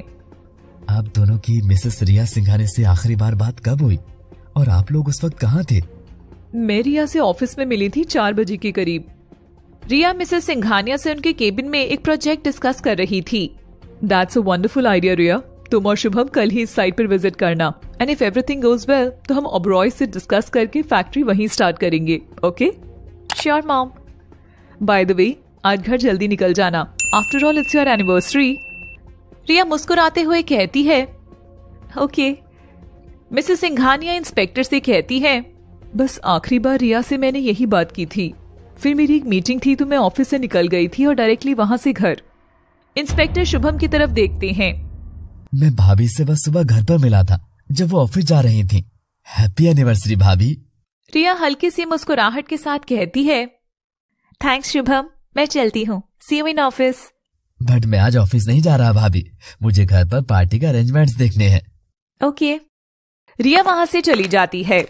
मुझे भाई भाभी की एनिवर्सरी पार्टी के अरेंजमेंट्स देखने थे, इसलिए मैं ऑफिस गया ही नहीं था। कमाल है, घर से एक इंसान मिसिंग है और किसी को कुछ पता ही नहीं है। मिस्टर सिंघानिया, आप मुझे अपनी वाइफ की एक फोटो दीजिए और फोन नंबर भी। इसके अलावा फिलहाल हमारे पास कोई लीड नहीं है। अर्जुन इंस्पेक्टर खुराना को रिया का फोटो और फोन नंबर देता है। अब आप लोग जाइए, हम अपने इन्वेस्टिगेशन में कोई कमी नहीं रखेंगे। जैसे कुछ पता चलता है मैं बताता हूँ आपको, और आप लोगों को भी अगर कोई छोटी से छोटी बात भी पता चले तो मुझे इन्फॉर्म करिएगा। कभी कभी छोटे से छोटा क्लू बड़े बड़े राज खोलने में मदद कर देता है। Sure inspector. वो तीनों वहां से चले जाते हैं। वो तीनों अपने घर पहुंचते हैं। अर्जुन रिया की तस्वीर की तरफ देखकर बोलता है। कहाँ हो तुम रिया? उसकी आंखों में आंसू होते हैं। तुम्हें कुछ हो गया तो मैं जिंदा नहीं रह पाऊंगा, नहीं रह पाऊंगा, प्लीज वापस आ जाओ। वो अपने कमरे की चेयर पर बैठ जाता है और कब उसकी आंख लग जाती है उसे पता ही नहीं चलता। अगले दिन अर्जुन अपने कमरे की चेयर पर सो रहा था कि तभी फोन की घंटी से उसकी आंख खुलती है। वो अचानक से हड़बड़ाकर उठता है। इंस्पेक्टर खुराना का फोन था। Hello inspector. मिस्टर अर्जुन, आप इसी वक्त जुहू आ जाइए, मैं आपको एड्रेस मैसेज कर रहा हूँ। क्या बात है इंस्पेक्टर, सब ठीक तो है? जी, आप बस यहाँ जल्द से जल्द आ जाइए, मैं भी आता हूँ। क्या हुआ अर्जुन, तुम ऐसे भागते हुए कहाँ जा रहे हो? अर्जुन उनकी बात का जवाब दिए बिना अपनी कार में बैठकर चला जाता है। एक घर के आगे उसकी कार आकर रुकती है। कौन सा राज छुपा है उस घर में जो रिया के गुमशुदा होने की कड़ी से जुड़ता है? ऐसा क्या है जो अभी तक पर्दे के पीछे है, जिस पर से पर्दा उठना बाकी है? अर्जुन इंस्पेक्टर खुराना की दिए एड्रेस पर पहुंचता है। उसकी गाड़ी एक घर के आगे आकर रुकती है। एक अनजान सा डर उसके चेहरे पर साफ दिखाई दे रहा था। किसी अनहोनी की आशंका ने उसे अंदर तक हिला दिया था। वो धीरे धीरे घर की तरफ कदम बढ़ाता है। अर्जुन घर में पहुंचता है जहां इंस्पेक्टर खुराना एक औरत के साथ खड़े हुए थे। वो औरत बहुत रो रही थी। अर्जुन दरवाजे पर खड़े रहकर पूछता है, इंस्पेक्टर, आपने मुझे यहाँ क्यों बुलाया है? और ये कौन है? आइए मिस्टर सिंघानिया, इनसे मिलिए। ये है मिसेस अनु कुमार, मिस्टर पवन कुमार की वाइफ। अर्जुन उसकी तरफ देखता है। कौन है ये और इनका रिया के केस से क्या लेना देना है? लेना देना है मिसेस रिया सिंघानिया ने जिनसे आखिरी बार बात करी थी वो इनके पति थे। और हैरानी की बात तो ये है कि इनके पति भी कल शाम से लापता है। व्हाट? कल शाम को 5 बजे के आसपास उन्होंने किसी को कॉल किया और फिर घर से निकल गए और वापस ही नहीं आए। वो रोने लगती है। संभालिए खुद को मिसेस कुमार। एक बात बताइए, क्या कुछ दिनों से उनके बर्ताव में कुछ अलग था या हमेशा जैसा होता है वैसा ही था? कुछ दिनों से वो बहुत ज्यादा बिजी रहने लगी थी। कह रहे थे कि बहुत इंपॉर्टेंट केस है। इससे ज्यादा उन्होंने कुछ भी नहीं बताया। इंस्पेक्टर कुछ हिचकिचाते हुए कहते हैं, आप दोनों का रिश्ता आपस में कैसा था? कहना क्या चाहती है आप? हम दोनों एक दूसरे से बहुत प्यार करते थे और एक साथ बहुत खुश थे। अर्जुन गुस्से में बोलता है, आप बार बार चीजों को दूसरी दिशा में लेकर क्यों जा रहे हैं? मैं किसी दिशा में लेकर नहीं जा रहा। जो दिख रहा है बस उसी के हिसाब से इन्वेस्टिगेशन को आगे बढ़ा रहा हूँ। अर्जुन बिना कुछ कहे वहाँ से चला जाता है। क्या हुआ अर्जुन, तुम इतनी जल्दी में बिना बताए कहाँ चले गए थे? अर्जुन कोई जवाब नहीं देता। बताइए ना भाई, हम सबको टेंशन हो रही है। भाभी के बारे में कुछ पता चला क्या? वो ठीक तो है ना? अर्जुन वहाँ जो कुछ भी हुआ उन्हें सब बताता है। इम्पॉसिबल, हमारी रिया ऐसा नहीं कर सकती। वो तो तुमसे और हम सबसे बहुत प्यार करती है। मॉम सही कह रही हैं, भाभी ऐसा नहीं कर सकती। अर्जुन बिना कुछ बोले वहाँ से चला जाता है। रात का वक्त था। अर्जुन रिया की तस्वीर लिए खिड़की के पास खड़ा था। अर्जुन रिया की तस्वीर को देखकर कहता है, समझ नहीं आ रहा क्या करूं। हर कोई अपनी सोच बता रहा है, लेकिन मैं जानता हूँ कि तुमने आज तक सिर्फ मुझसे प्यार किया है। तुम्हारे गायब होने के पीछे कोई बहुत बड़ी वजह है। प्लीज वापस आ जाओ, तुम्हारे बिना मैं अधूरा हूँ। ये कहते ही वह रोने लगता है। अचानक से बहुत तेज हवाएं चलने लगती हैं और उसकी खिड़की के दरवाजे आपस में टकराने लगते हैं। अर्जुन चारों तरफ देखने लगता है लेकिन कुछ दिखाई नहीं देता। तभी घर की डोरबेल बजती है। डोरबेल की आवाज अर्जुन की टूटती हुई आस को एक नई उम्मीद दे देगी। वो भागते हुए दरवाजे की तरफ जाता है। दरवाजा खोलकर अपनी रिया को गले लगाने की जल्दी में अर्जुन इतना खो जाता है कि उसका पैर फिसलता है और वो किसी से टकरा जाता है। अर्जुन खुशी से, रिया? अर्जुन मन में हजारों अरमान लिए उसके चेहरे को देखता है कि अचानक से उसके चेहरे की हंसी गायब हो जाती है। उसकी बाहों में रिया नहीं कोई और थी। उस लड़की ने आंखें बंद कर रखी थी। अर्जुन उसे खुद से अलग करता है। आई एम सॉरी। तभी पीछे से एक आवाज आती है, अरे आरोही, मैंने तुझे डोरबेल बजाने को कहा था, लेकिन तू तो अर्जुन की बाहों में ही जा गिरी। अर्जुन की नजर उस लड़की पर पड़ती है। नहीं प्रियंका, वो, अरे मजाक कर रही हूँ। प्रियंका अर्जुन की तरफ देखती है। हाय अर्जुन। हाय। माना कि हम काफी लेट आए हैं, लेकिन इसका मतलब क्या तुम हमें दरवाजे पर ही खड़ा रखोगे? Oh, I am sorry, please come. तीनों अंदर आते हैं। तब तक मिसेस सिंघानी और शुभम भी आ जाती हैं। अरे प्रियंका तू? हाय मासी, कैसे हो आप? ठीक ही हूँ। वो आरोही की तरफ देखते हुए बोलती है, ये कौन है? ये मेरी फ्रेंड है आरोही। ये मैनेजमेंट में थीसिस लिख रही है, तो मैंने कहा मेरी मासी की खुद की कंपनी है, प्रॉपर फीडबैक ले सकती है एम्प्लॉइज का, इसलिए साथ ले आई। बेटा तुम आराम से यहाँ रह सकती हो, फील लाइक होम। थोड़ी देर के लिए वहाँ एक सन्नाटा सा छा जाता है। क्या बात है, आप सब परेशान लग रहे हैं? और अर्जुन, तुम्हारी वाइफ कहाँ है? उससे भी तो मिलाओ। अर्जुन बिना कुछ कहे वहां से चला जाता है। अरे ये अर्जुन को क्या हुआ? मिसेस सिंघानिया उसे सब कुछ बताती है। ओहो, ये तो बहुत बुरा हुआ। हाँ बेटा, बस दुआ करो कि सब ठीक हो जाए जल्दी से जल्दी। तुम लोग भी बहुत थक गई होंगी, आराम कर लो जाके, काफी रात हो गई है। जी मासी। सब अपने अपने कमरों में चले जाते हैं। वक्त बीतने लगता है लेकिन रिया का कुछ पता नहीं चल पा रहा था। अर्जुन रात दिन रिया को ढूंढता रहता था, लेकिन उसका कुछ पता नहीं चल पा रहा था। आरोही ये जो कुछ भी हो रहा था उसे देख रही थी। एक दिन अर्जुन रिया को ढूंढने जा रहा था कि तभी मिसेस सिंघानिया और शुभम उसके पास आते हैं। कहाँ जा रहे हो? अर्जुन धीमी आवाज में बोलता है। आप जानती हैं ये सब कब तक चलेगा अर्जुन? मुझसे तेरी ये हालत नहीं देखी जाती। जिसे जाना था वो चली गई, पर तुझे इस हाल में पहुंचा गई। मैं चलता हूँ मॉम। कहीं नहीं जाओगे तुम। जितना अब तक पता चला है उसके हिसाब से तो रिया और पवन एक साथ।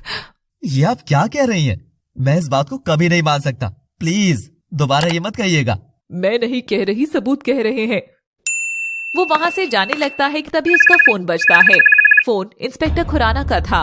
हाँ इंस्पेक्टर, आप सब लोग पुलिस स्टेशन आ जाइए। क्या बात है इंस्पेक्टर, आप हम सबको वहाँ क्यों बुला रहे हैं? सब पता चल जाएगा, आप लोग आ जाइए एक बार। ओके। अर्जुन अपनी माँ और शुभम की तरफ देखता है। इंस्पेक्टर खुराना ने हमें अभी पुलिस स्टेशन बुलाया है, चलिए। वो तीनों पुलिस स्टेशन पहुंचते हैं। अनु वहाँ पहले से मौजूद थी। कहिए, क्या बताना है आपको? इंस्पेक्टर कुछ तस्वीरें टेबल पर रख देते हैं, जिन्हें देखकर सबके होश उड़ जाते हैं। ये तस्वीरें हमें मिस्टर पवन के ऑफिस के एक सीक्रेट ड्रॉअर से मिली है। क्या बकवास है? मुझे अपनी पत्नी पर पूरा भरोसा है, वो मुझे कभी धोखा नहीं दे सकती। अर्जुन अनु की तरफ देखता है। आप बताइए, क्या आपको लगता है कि आपके पति ऐसा कुछ कर सकते हैं? अनु रोते हुए। बहुत भरोसा था मुझे उन पर, लेकिन ये जो आंखों के सामने देख रही हूँ उसका क्या करूं? लेकिन मिसेस सिंघानिया चिल्लाते हुए। बस अर्जुन, बहुत हुआ, अब एक और शब्द नहीं। आंखें बंद कर लेने से सच्चाई नहीं बदलती। सच तेरी आंखों के सामने है, लेकिन तू देखना ही नहीं चाहता। जिसकी याद में तू हर पल तड़प रहा है वो किसी और के साथ अपनी जिंदगी से। अर्जुन की आंखों में आंसू आ जाते हैं। मिसेस सिंघानिया इंस्पेक्टर खुराना से कहती है, इंस्पेक्टर साहब आपका बहुत बहुत शुक्रिया, लेकिन हमें ये केस यही बंद करना चाहते हैं। जिसके लिए हम रात दिन तड़प रहे हैं वो तो किसी और के साथ। छी। मिसेस सिंघानिया अर्जुन का हाथ पकड़कर उसे पुलिस स्टेशन से बाहर ले आती हैं। वो सब घर पहुंचते हैं। प्रियंका और आरोही पहले से ही उन सबका इंतजार कर रही थी। क्या हुआ मासी? मिसेस सिंघानिया उसे सब कुछ बताती है। कभी सोचा नहीं था कि इतने खूबसूरत चेहरे के पीछे इतना बदसूरत दिल होगा। किस चीज की कमी थी उसे? ना प्यार की और ना पैसे की, फिर भी ऐसा किया उसने। अर्जुन अपने कमरे में चला जाता है। आरोही उसे जाते हुए देख लेती है। अर्जुन रिया की तस्वीर अपने हाथ में लेता है। उसकी आंखों में आंसू थे। रिया, मेरा मन ये मानने को तैयार ही नहीं है कि तुम ऐसा कर सकती हो। कुछ समझ नहीं आ रहा मुझे, कुछ भी नहीं। एक बार वापस आ जाओ रिया, प्लीज। यही सब सोचते सोचते कब उसकी आंख लग गई उसे पता ही नहीं चला। अगले दिन सुबह वो ऑफिस पहुंचता है। आरोही भी ऑफिस आ चुकी थी। वो अर्जुन के केबिन में आती है। तुम्हें कोई प्रॉब्लम तो नहीं हो रही यहाँ? नो, सब बहुत कोऑपरेटिव हैं। अर्जुन हल्का सा मुस्कुरा देता है। वो मुझे आपसे भी कुछ सवाल पूछने थे। अर्जुन अपने आप में ही खोया हुआ था। आरोही फिर से उसे पुकारती है। अर्जुन अचानक से चौंक कर बोलता है। हाँ पूछो, क्या पूछना है? No it's okay, I think it's not the right time. नहीं ऐसा कुछ। रिलैक्स, आई अंडरस्टैंड, मैं बाद में आती हूँ। आरोही जाने लगती है कि फिर अचानक से रुक जाती है। अर्जुन, मैं आपसे एक बात कह सकती हूँ? हाँ कहो। जिससे हम प्यार करते हैं और जो हमसे प्यार करता है, उससे बिना बात करे कभी कोई फैसला नहीं लेना चाहिए, अपने दिल की सुननी चाहिए। ये कहकर वो केबिन से चली जाती है और अर्जुन उसे देखता रह जाता है। रात हो चुकी थी, सारे एम्प्लॉयज जा चुके थे, लेकिन अर्जुन को होश नहीं था। उसके दिमाग में वो तस्वीरें और आरोही की बात घूम रही थी। अचानक से बहुत तेज हवा चलने लगती है, जिसके झोंके खिड़की से होते हुए अर्जुन के चेहरे को छूने लगते हैं। अर्जुन जाकर खिड़की बंद करता है, लेकिन खिड़की बंद होने के बाद भी उस कमरे में हवा चल रही थी। अर्जुन को किसी की मौजूदगी का एहसास होता है। केबिन में हवा और तेज हो जाती है और पेपर्स और तेजी से उड़ने लगते हैं। अचानक से अर्जुन की नजर एक कागज पर आकर ठहर जाती है। क्या जिस इंसान पर हम खुद से ज्यादा भरोसा करते हैं वो हमें यूं ही छोड़कर जा सकता है, जैसे रिया अर्जुन को छोड़कर चली गई? या यूं कहे, क्या सच में छोड़कर चली गई? ऐसा क्या है जिस पर अर्जुन की नजरें यूं ठहर गई? तेज हवा के कारण केबिन में कागज चारों तरफ उड़ रहे थे कि तभी अर्जुन की नजर एक कागज पर ठहर जाती है। अर्जुन उस कागज को उठाता है जिस पर लिखा था, जो दिखेगा वो होगा नहीं, जो होगा वो दिखेगा नहीं। इसका क्या मतलब है? किसने लिखा है ये? और ये पन्ना यहाँ कैसे आया? तभी उसे पायल की छनछनाहट सुनाई देती है। कौन है वहाँ? मैं पूछता हूँ कौन है? अर्जुन उस आवाज के पीछे जाने लगा। जैसे जैसे वो उस छनछनाहट की तरफ बढ़ रहा था, वैसे वैसे वो उससे दूर होती जा रही थी। वो पीछा करते करते पार्किंग में अपनी कार के पास आ जाता है। उसकी कार के शीशे पर एक कागज चिपका था जिस पर लिखा था जूहू। अर्जुन उसको शीशे से निकालता है। ये किसने लगाया ये यहाँ? जूहू? क्या कहना चाह रहा है कोई मुझसे? और कौन? वो अपने चारों तरफ देखता है और तेज आवाज में बोलता है, कौन है यहाँ और क्या चाहते हो? जो भी हो सामने आओ। अचानक से उसे कुछ याद आता है और वो खुद से कहता है, जूहू में तो पवन का घर है, क्या मुझे वहाँ जाना चाहिए? वो सोच में पड़ जाता है। तभी उसे आरोही की कही बातें याद आती हैं। जिससे हम प्यार करते हैं उसे बिना बात किए कोई राय नहीं बनानी चाहिए। मैं जाऊंगा वहाँ, क्या पता मुझे मेरी रिया के बारे में कुछ पता चल जाए। हाँ, मैं भी जाऊंगा। वो अपनी कार से सीधा पवन के घर के लिए निकल जाता है। वो पवन के घर पहुंचता है और अंदर जाने लगता है कि तभी अर्जुन को पवन की पत्नी अनु किसी आदमी का हाथ पकड़े हंसती मुस्कुराती देखती है। अर्जुन छुपकर उन्हें देखने लगता है। थोड़ी देर में वो आदमी वहां से चला जाता है। अनु भी घर के अंदर जाने लगती है कि तभी अर्जुन पीछे से उसे पुकारता है, मिसेस कुमार। अनु पलटकर उसकी तरफ देखती है और कुछ घबरा जाती है। अरे मिस्टर सिंघानिया, आप यहाँ? हाँ, वो मैं आपसे माफी मांगने आया था, जो कुछ भी हुआ उसके लिए। अनु चैन की सांस लेते हुए कहती है, नहीं, आपको माफी मांगने की जरूरत नहीं है। आपकी और मेरी सिचुएशन एक सी ही है। आपके साथ भी धोखा हुआ है। अर्जुन हाँ में सिर हिलाता है। अब मैं चलता हूँ। ओके। अर्जुन वहां से चला जाता है। अर्जुन अपने घर पहुंचता है और सीधा अपने कमरे में चला जाता है। कुछ समझ नहीं आ रहा, ये हो क्या रहा है? कौन सही है कौन गलत? नहीं, मैं ऐसे हाथ पर हाथ धरे बैठा नहीं रह सकता। मुझे इस मामले की तह तक पहुंचना ही होगा, अपनी रिया तक पहुंचने के लिए। वो जरूर किसी मुसीबत में है। रात यूं ही सच और झूठ की उधेड़-बुन में गुजर जाती है। अगले दिन अर्जुन ऑफिस पहुंचता है। उसकी मॉम और शुभम भी ऑफिस में थे। अर्जुन बेटा, तुम क्यों ऑफिस आए? बीते दिनों जो कुछ हुआ, I know you are disturbed. तुम कुछ दिनों के लिए ऑफिस से छुट्टी क्यों नहीं ले लेते? I am fine mom, don't worry. Personal problems की वजह से ऑफिस का काम तो हम सफर नहीं करा सकते ना। वो ये कहकर वहां से चला जाता है। उसकी नजर आरोही पर पड़ती है। वो उसे अपने केबिन में बुलाता है। आपने बुलाया मुझे? हाँ, कल के लिए आई एम सॉरी और थैंक यू भी। थैंक यू किस लिए? आपने जो मुझे कल बात कही थी उसके लिए। आरोही मुस्कुरा देती है। अर्जुन थोड़ा सा झिझकते हुए उससे कहता है, आरोही, मुझे आपसे कुछ बात करनी है, या यूं कहें कि मुझे आपकी हेल्प चाहिए। कहिए ना। अर्जुन जो कुछ कल हुआ उसे बताता है। मैं नहीं जानता कि मैं आपको ये सब क्यों बता रहा हूँ। शायद अपने फैमिली मेंबर्स से नहीं कह सकता इस वक्त। उन लोगों के मन में रिया को लेकर जो गुस्सा है उसमें वो मेरी बात नहीं समझेंगे। और मुझे लगता है कि रिया भी मेरी हेल्प कर रही है सच तक पहुंचने के लिए। वो चिट्स जो मुझे मिले वो रिया नहीं रखे हैं। शायद कोई बहुत बड़ी वजह है कि वो सामने नहीं आ रही है। आप टेंशन मत लो, मैं हेल्प करूंगी आपकी और किसी को कुछ भी नहीं बताऊंगी। आप सच तक और रिया तक जरूर पहुंचेंगे। थैंक्स। लेकिन हम शुरू कहाँ से करेंगे? पवन के घर से। हमें उसके घर की तलाशी लेनी होगी।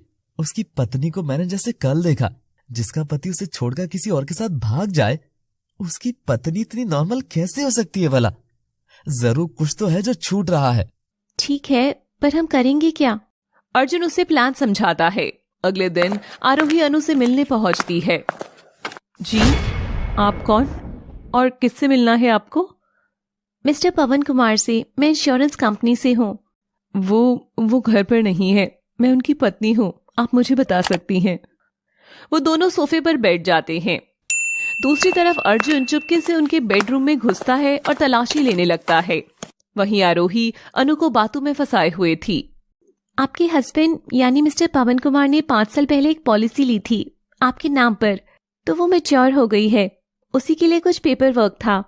अनु खुश होते हुए बोलती है, अच्छा, कितना अमाउंट है? 5 लाख। क्या 5 लाख? Yes ma'am. आरोही उसके हाव भाव देखकर समझ गई थी कि वो एक बहुत लालची किस्म की औरत है। उसे पैसे का झांसा देकर फंसाया जा सकता है। मेरे पास हमारी कंपनी की तरफ से आपके लिए एक स्कीम है, जिसे 2 साल में आपके 5 लाख रुपए 8 लाख में बदल जाएंगे। वो कैसे? आरोही उसे ऐसे ही बातों में फंसाए हुए थी कि अचानक से अनु इधर उधर देखने लगती है। अरे मेरा फोन कहाँ है? लगता है रूम में रह गया। आप बैठी, मैं अभी लेकर आती हूँ। आरोही डर जाती है क्योंकि उसके रूम में अर्जुन था। आप रुकिए, मैं अभी बस आती हूँ। आरोही बहुत परेशान हो जाती है। वो अर्जुन को मैसेज करती है, हे भगवान, अब क्या होगा? अनु अपने बेडरूम की तरफ जा रही थी कि तभी बगल के रूम में लाइट जलने बुझने लगती है। अनु लाइट को जलता बुझता देख उस कमरे में जाती है। लगता है यहाँ की लाइट खराब हो गई है। वो जैसे ही रूम की लाइट बंद करके दरवाजे की तरफ आने लगती है कि तभी दरवाजा अपने आप से बंद हो जाता है और हवाएं चलने लगती हैं। अरे ये दरवाजा कैसे बंद हो गया? वो दरवाजा खोलने की कोशिश करती है लेकिन नहीं खुलता। कोई है? दरवाजा खोलो, ये खुल नहीं रहा है। उसकी आवाज सुनकर आरोही दरवाजे के पास आती है। अर्जुन को भी आवाज आ रही थी। वो आरोही को देखता है और वहां से चला जाता है। अर्जुन के जाते ही आरोही दरवाजा खोलने आगे बढ़ती है कि तभी अनु खुद बाहर आ जाती है। मिसेस कुमार, आप ठीक तो है ना? अनु की सांस फूल रही थी। वो कहती है, मैं ठीक हूँ। पता नहीं कैसे दरवाजा अपने आप लॉक हो गया था। शायद कुंडी अटक गई थी। मैं चलती हूँ अब, आप ही रेस्ट कीजिए। लेकिन आप तो मुझे स्कीम के बारे में। मैं किसी और दिन आती हूँ, ऑफिस से फोन आ गया है। I hope you. और वो वहां से चली जाती है। अर्जुन उसका थोड़ी दूर गाड़ी में वेट कर रहा था। वो उसके पास आती है। अर्जुन, कुछ पता चला? हाँ। वो उसे कुछ फोटोग्राफ्स दिखाता है जो बिल्कुल वैसी ही होती है जैसे इंस्पेक्टर ने रिया और पवन को दिखाई थी, पर इसमें रिया की जगह अनु थी। जो फोटोग्राफ्स इंस्पेक्टर ने दिखाई थी और जो ये है एकदम एक जैसी है, बस लड़की अलग है। इसका मतलब? वो फोटोग्राफ्स नकली हैं, मॉर्फ्ड हैं, ये असली है। किसी ने जानबूझकर रिया का कैरेक्टर खराब करने के लिए किया है। इतना ही नहीं, मुझे अनु की बैंक पासबुक भी मिली। मैंने उसकी फोटो ले ली है। मुझे लगा कि ये काम आ सकता है। हाँ अर्जुन, अनु मुझे भी बहुत लालची किस्म की लगी। I mean, इसका हस्बैंड गायब है लेकिन इस पर कोई खास फर्क नहीं दिख रहा है। Bye the way, thank you. अगर तुम सही टाइम पर अनु को रूम में बंद नहीं करती तो शायद हम पकड़े जाते। नहीं अर्जुन, मैंने कुछ नहीं किया। कमरा अपने आप से ही लॉक हो गया था और तुम्हारे जाते ही खुद ब खुद खुल भी गया। कमाल है। फिलहाल घर चलते हैं। मैं तुम्हें घर से थोड़ा पहले छोड़ दूंगा ताकि किसी को शक ना हो। ओके। दोनों वहां से चले जाते हैं। आरोही घर पहुंचती है तो प्रियंका उसका वेट कर रही थी। कहाँ रह गई थी तू? मासी बता रही थी कि ऑफिस से भी जल्दी निकल गई थी। बस ऐसे ही मुंबई दर्शन के लिए गई थी, रिलैक्स होने के लिए। अकेले अकेले? मुझे भी बता देती, मैं भी आ जाती। अचानक से सोचा इसलिए नहीं बता पाई, अगली बार पक्का। प्रियंका मुस्कुराते हुए, ठीक है। वैसे देख रही हूँ आजकल तेरी अर्जुन से बड़ी बातचीत होने लगी है। नहीं, ऐसा कुछ भी नहीं है। वो मुझे अपने ऑफिस में मेरा पर्सनल काम करने दे रही हैं, ये बहुत बड़ी बात है। उसी से रिगार्डिंग थोड़ी बहुत आते जाते बात हो जाती है। चल मैं फ्रेश होकर आती हूँ। आरोही वहां से चली जाती है और प्रियंका उसे जाते हुए देखती है। दूसरी तरफ अर्जुन किसी से फोन पर बातें कर रहा होता है। मैंने आपको जो अकाउंट नंबर भेजा है, मुझे उसके सारे डिटेल्स जल्द से जल्द चाहिए। फोन डिस्कनेक्ट हो जाता है। मिसेस सिंघानिया अर्जुन के रूम में आती हैं। अर्जुन, मैं तुमसे कुछ बात करना चाहती हूँ। वादा करो तुम मानोगे? आप ऐसा क्यों कह रही हैं? वादा लेने की क्या जरूरत है, कहिए ना। अर्जुन, रिया को तो खुद तू पसंद करके इस घर में लाया था। हमने उसे बिना किसी नाराजगी के खुली बाहों से अपनाया। ये मानता है ना तू? हाँ मॉम, पर आप ये सब क्यों कह रही हैं? तू ये भी जानता है कि मैंने तुम्हारे लिए किसी और को पसंद किया था, लेकिन तुम्हारी पसंद रिया थी, इसलिए मैंने एक पल में उसे अपना लिया था। और बदले में उसने क्या किया? सब कुछ छोड़कर किसी और के साथ चली गई। अर्जुन को उनकी बातें सुनकर बिल्कुल अच्छा नहीं लग रहा था, लेकिन वो कुछ कह भी नहीं सकता था। अर्जुन, मैं चाहती हूँ कि तू दोबारा शादी कर ले प्रियंका से। अर्जुन ये सुनकर हैरान रह जाता है। ये आप क्या कह रही हैं? प्लीज दोबारा मत कहिएगा ऐसा। क्यों नहीं कह सकती? क्या मेरा तुम्हारी जिंदगी पर कोई हक नहीं है, सिर्फ इसलिए क्योंकि मैं तुम्हारी सौतेली माँ हूँ? माँ, क्या कह रही हैं आप ये? मैंने अपनी जन्म देने वाली माँ को कभी नहीं देखा। माँ के रूप में अगर किसी को देखा है तो वो आप ही हैं। पापा के जाने के बाद भी आपने हमेशा मुझसे बहुत प्यार किया। मैं आज जिस लायक भी हूँ वो सिर्फ आपकी वजह से। आपका मुझ पर और मेरी जिंदगी पर पूरा हक है, लेकिन आप मेरे हालात भी समझिए। मैं रिया से बहुत प्यार करता हूँ, उसकी जगह मैं किसी और को नहीं दे सकता। लेकिन अर्जुन, वो तुझे धोखा देकर चली गई है। लेकिन मेरा प्यार तो सच्चा है ना? ठीक है, मैं ये नहीं कह रही कि तू अभी तुरंत कोई फैसला ले, लेकिन वादा कर मुझसे कि तू इस बारे में सोचेगा जरूर। मेरे लिए। अर्जुन सर झुका लेता है। आरोही दरवाजे पर खड़ी उनकी बातें सुन रही थी। उसके चेहरे पर हल्की सी मुस्कान आ जाती है। वो वहां से चली जाती है और अपने कमरे में पहुंचती है। आरोही खुद से कहती है, रिया कहाँ हो तुम यार? कितना प्यार करता है अर्जुन तुमसे। किसी और के लिए ना सही, उस प्यार के लिए ही वापस आ जाओ। वो कैसा पागलों की तरह तुम्हें ढूंढ रहा है। उसकी ये हालत मुझसे देखी नहीं जाती। बाहर बहुत तेज हवाएं चलने लगती हैं और खुली खिड़की से कमरे में आने का रास्ता भी बना लिया था उस हवाओं ने। पता नहीं आजकल मौसम को क्या हो गया है। हवा इतनी तेज चल रही है जैसे कि सब कुछ उड़ा ले जाएंगी अपने साथ। अर्जुन, मैंने जो कहा है उसके बारे में सोचना जरूर बेटा। वो ये कहकर वहां से चली जाती है। अगले दिन अर्जुन के पास उसी आदमी का फोन आता है जिससे अर्जुन ने अनु की अकाउंट डिटेल्स निकालने को कहा था। फोन पर वो आदमी अर्जुन से कहता है, सर, आपने जिस अकाउंट के बारे में इंफॉर्मेशन निकालने को कहा था वो मैंने निकाल ली है। इस अकाउंट में पिछले 2 महीने में 25-25 लाख 4 बार ट्रांसफर किए गए हैं, यानी पूरे 1 करोड़ रुपए 2 महीने में आए हैं इस अकाउंट में। 1 करोड़? पता चला किसके अकाउंट से ट्रांसफर हुए हैं? वो आदमी बताता है, किसी शीला भाटिया के अकाउंट से। मैंने इनका एड्रेस निकाल लिया है, मैं भेजता हूँ सर आपको। शीला भाटिया? ठीक है, थैंक यू। फोन डिस्कनेक्ट हो जाता है। अर्जुन खुद से कहता है, ये शीला भाटिया कौन है? जो भी हो, इनसे तो मिलना ही पड़ेगा। आखिर क्या है सच जो झूठ की परतों में कहीं दब गया है? कहाँ है रिया और कौन है ये शीला भाटिया जिसने अनु के अकाउंट में इतना पैसा ट्रांसफर किया है और क्यों? ऑफिस में अर्जुन आरोही को शीला भाटिया के बारे में बताता है। अर्जुन, हमें शीला भाटिया से जल्द मिलना होगा। मुझे रिया की भी बहुत चिंता हो रही है। पता नहीं वो कहाँ होगी और किस हाल में होगी। चिंता तो मुझे भी बहुत हो रही है। काश उस दिन मैं रिया को ऑफिस में अकेला छोड़ के ना जाता। अर्जुन की आंखों में आंसू आ जाते हैं। आप उदास मत हो, सब ठीक हो जाएगा। भगवान अच्छे लोगों का कभी बुरा नहीं करते। मैं भी जा रहा हूँ शीला भाटिया से मिलने। मैं भी साथ चलूंगी। नहीं, अगर आप मेरे साथ गईं तो सबको शक हो जाएगा। ठीक है, आप गाड़ी थोड़ा आगे पार्क कर लेना, मैं 10 मिनट बाद आ जाऊंगी। अर्जुन हाँ में सिर हिलाता है और वहां से चला जाता है। 10 मिनट बाद आरोही भी निकलती है, लेकिन अचानक से प्रियंका से टकरा जाती है। अरे, इतनी जल्दी में कहाँ जा रही है? आरोही हल्का सा घबराते हुए कहती है, कहीं नहीं, बस कुछ काम था इसलिए। इस शहर में तू किसे जानती है जिसे तुझे काम निकल आया? वो रिसर्च थीसिस के लिए मैंने दूसरी कंपनी में भी बात की है। रिसर्च में हम सिर्फ एक कंपनी के डेटा के बेसिस पर कंक्लूजन थोड़ी दे सकते हैं। चल ठीक है, मैं भी चलती हूँ। तू चलकर क्या करेगी? ऑफिशियल काम है, डजंट लुक नाइस। मैं चलती हूँ, मुझे देर हो रही है। आरोही वहां से चली जाती है। प्रियंका बस उसे जाते हुए देखती रह जाती है। आरोही अर्जुन के पास पहुंचती है जो पहले से ही गाड़ी में उसका इंतजार कर रहा था। बाल बाल बची आज तो। प्रियंका आ गई थी ऑफिस में और मेरे साथ आने की जिद कर रही थी। बहुत मुश्किल से बचकर आई हूँ। थैंक्स एंड सॉरी, मेरी वजह से आपको इतनी परेशानी उठानी पड़ रही है। आप प्लीज बार बार थैंक्स और सॉरी मत बोलिए। आपने जबरदस्ती मुझसे कोई फेवर नहीं लिया। मैं खुद ही आपकी हेल्प करने के लिए रेडी हुई।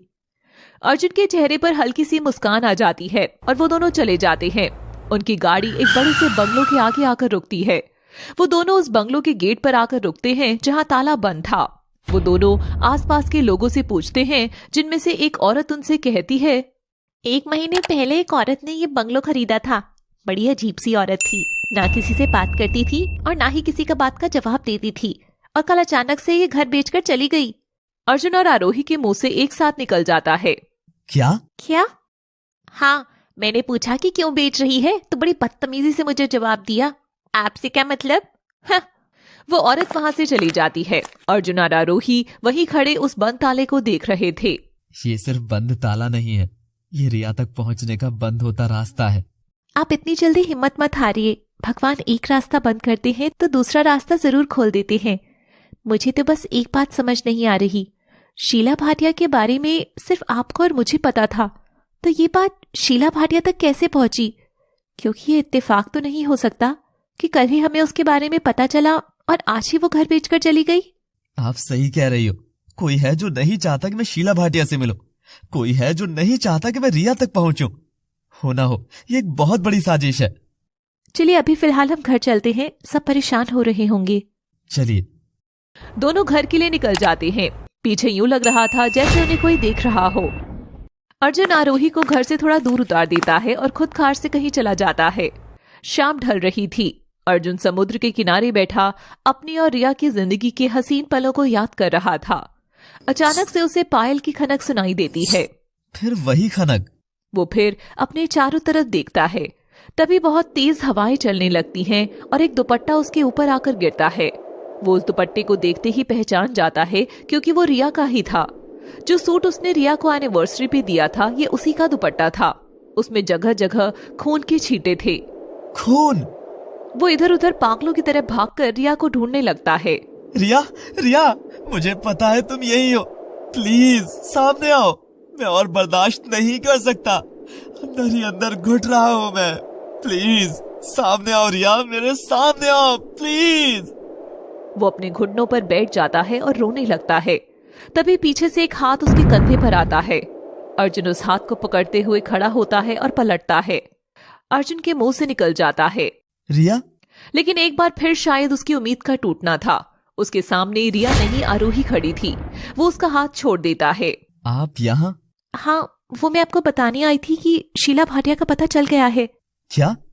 किसने बताया आपको? और आपको कैसे पता कि मैं यहाँ हूँ? मैं जब घर पहुंची तो मुझे एक फोन आया था। हेलो, जिसे तुम लोग ढूंढ रहे हो वो कल रात 11 बजे की फ्लाइट से देश छोड़कर जा रही है। क्या? आपको कैसे पता? ये जानना इस वक्त जरूरी नहीं है, आरोही मन में सोचती है। ये बात मैं अर्जुन को कैसे बताऊं?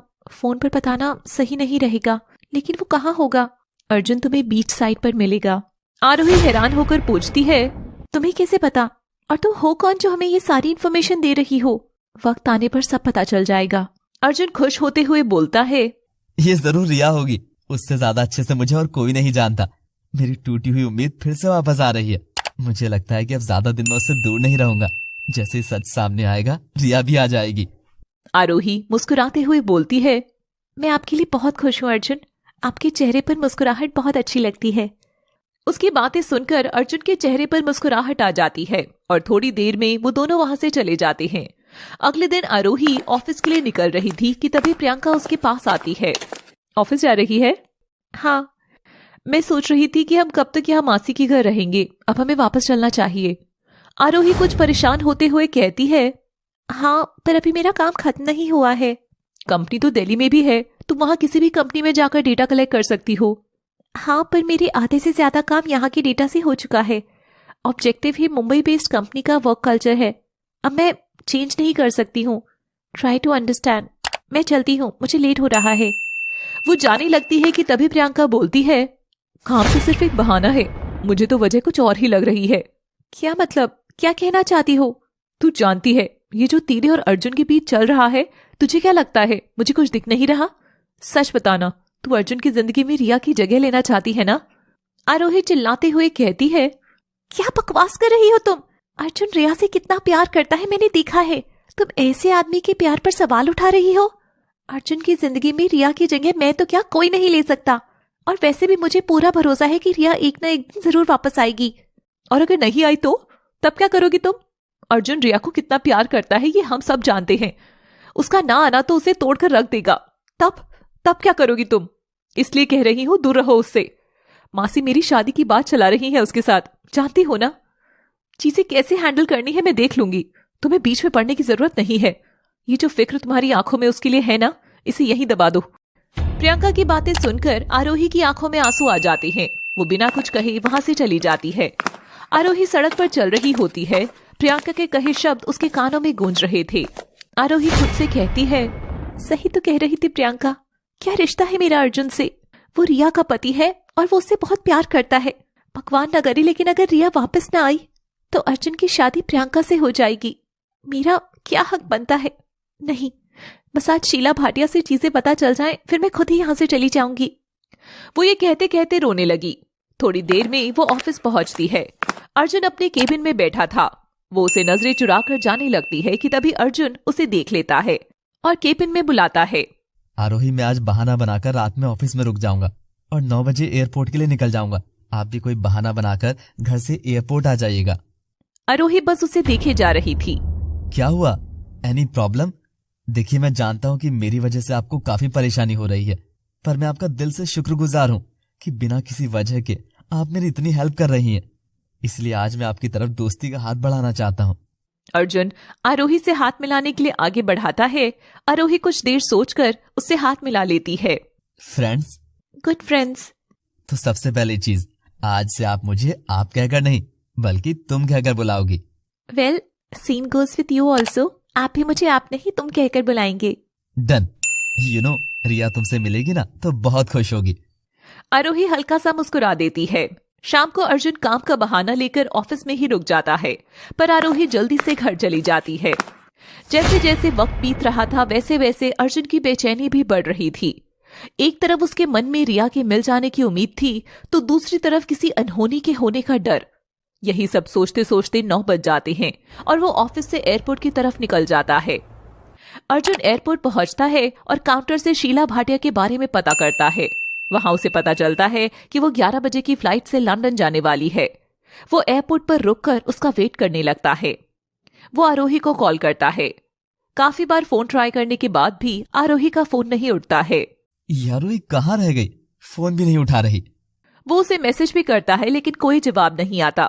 11 बजने वाले थे। तभी एक अधेड़ उम्र की औरत उसे काउंटर के पास दिखती है। रिसेप्शन पर खड़ी लड़की अर्जुन को इशारा कर देती है। वो औरत रिसेप्शनिस्ट को इशारा करते हुए देख लेती है। वो पलटकर अर्जुन की तरफ देखती है और घबराकर वहां से जाने लगती है। अर्जुन भी उसके पीछे जाता है। वो लोग एयरपोर्ट से निकलकर सड़क पर आ जाते हैं। वो औरत अर्जुन को देखकर भागने लगती है और जल्दी से टैक्सी लेकर जाने लगती है। अर्जुन भी गाड़ी से उसका पीछा करने के लिए बढ़ता है कि तभी उसे अपने पीछे कुछ हलचल सुनाई देती है। वो पलटकर देखता है तो लोगों की भीड़ लगी हुई थी। एक गाड़ी किसी को टक्कर मारकर निकल गई थी। अर्जुन पास जाकर देखता है तो उसके होश उड़ जाते हैं। उसके सामने आरोही खून से लथपथ जमीन पर पड़ी हुई थी। अर्जुन उसे देखकर चिल्लाता है, आरोही! वो उसके पास आकर बैठ जाता है। मौका देखकर वो औरत वहां से भाग जाती है। वहां खड़े लोगों में से एक आदमी अर्जुन से कहता है, आज इन्होंने आपकी जान बचा ली। अर्जुन उस आदमी की तरफ देखता है।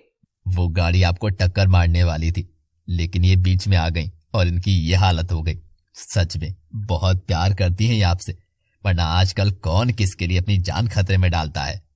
आरोही जमीन पर खून से लथपथ बेहोश पड़ी हुई थी। अर्जुन की आंखों में आंसू थे। वो उसे बार बार पुकारता है, आरोही, आरोही, प्लीज उठो, ये क्या किया तुमने? वो उसे अपनी गोद में उठाकर गाड़ी में लिटाता है और हॉस्पिटल लेकर जाता है। आरोही की कंडीशन बहुत क्रिटिकल थी। उसका तुरंत ऑपरेशन होना था। अर्जुन डॉक्टर के पास आता है। अर्जुन आंखों में आंसू भरे कहता है, डॉक्टर प्लीज आरोही को बचा लीजिए, मेरी वजह से आज वो इस हालत में है।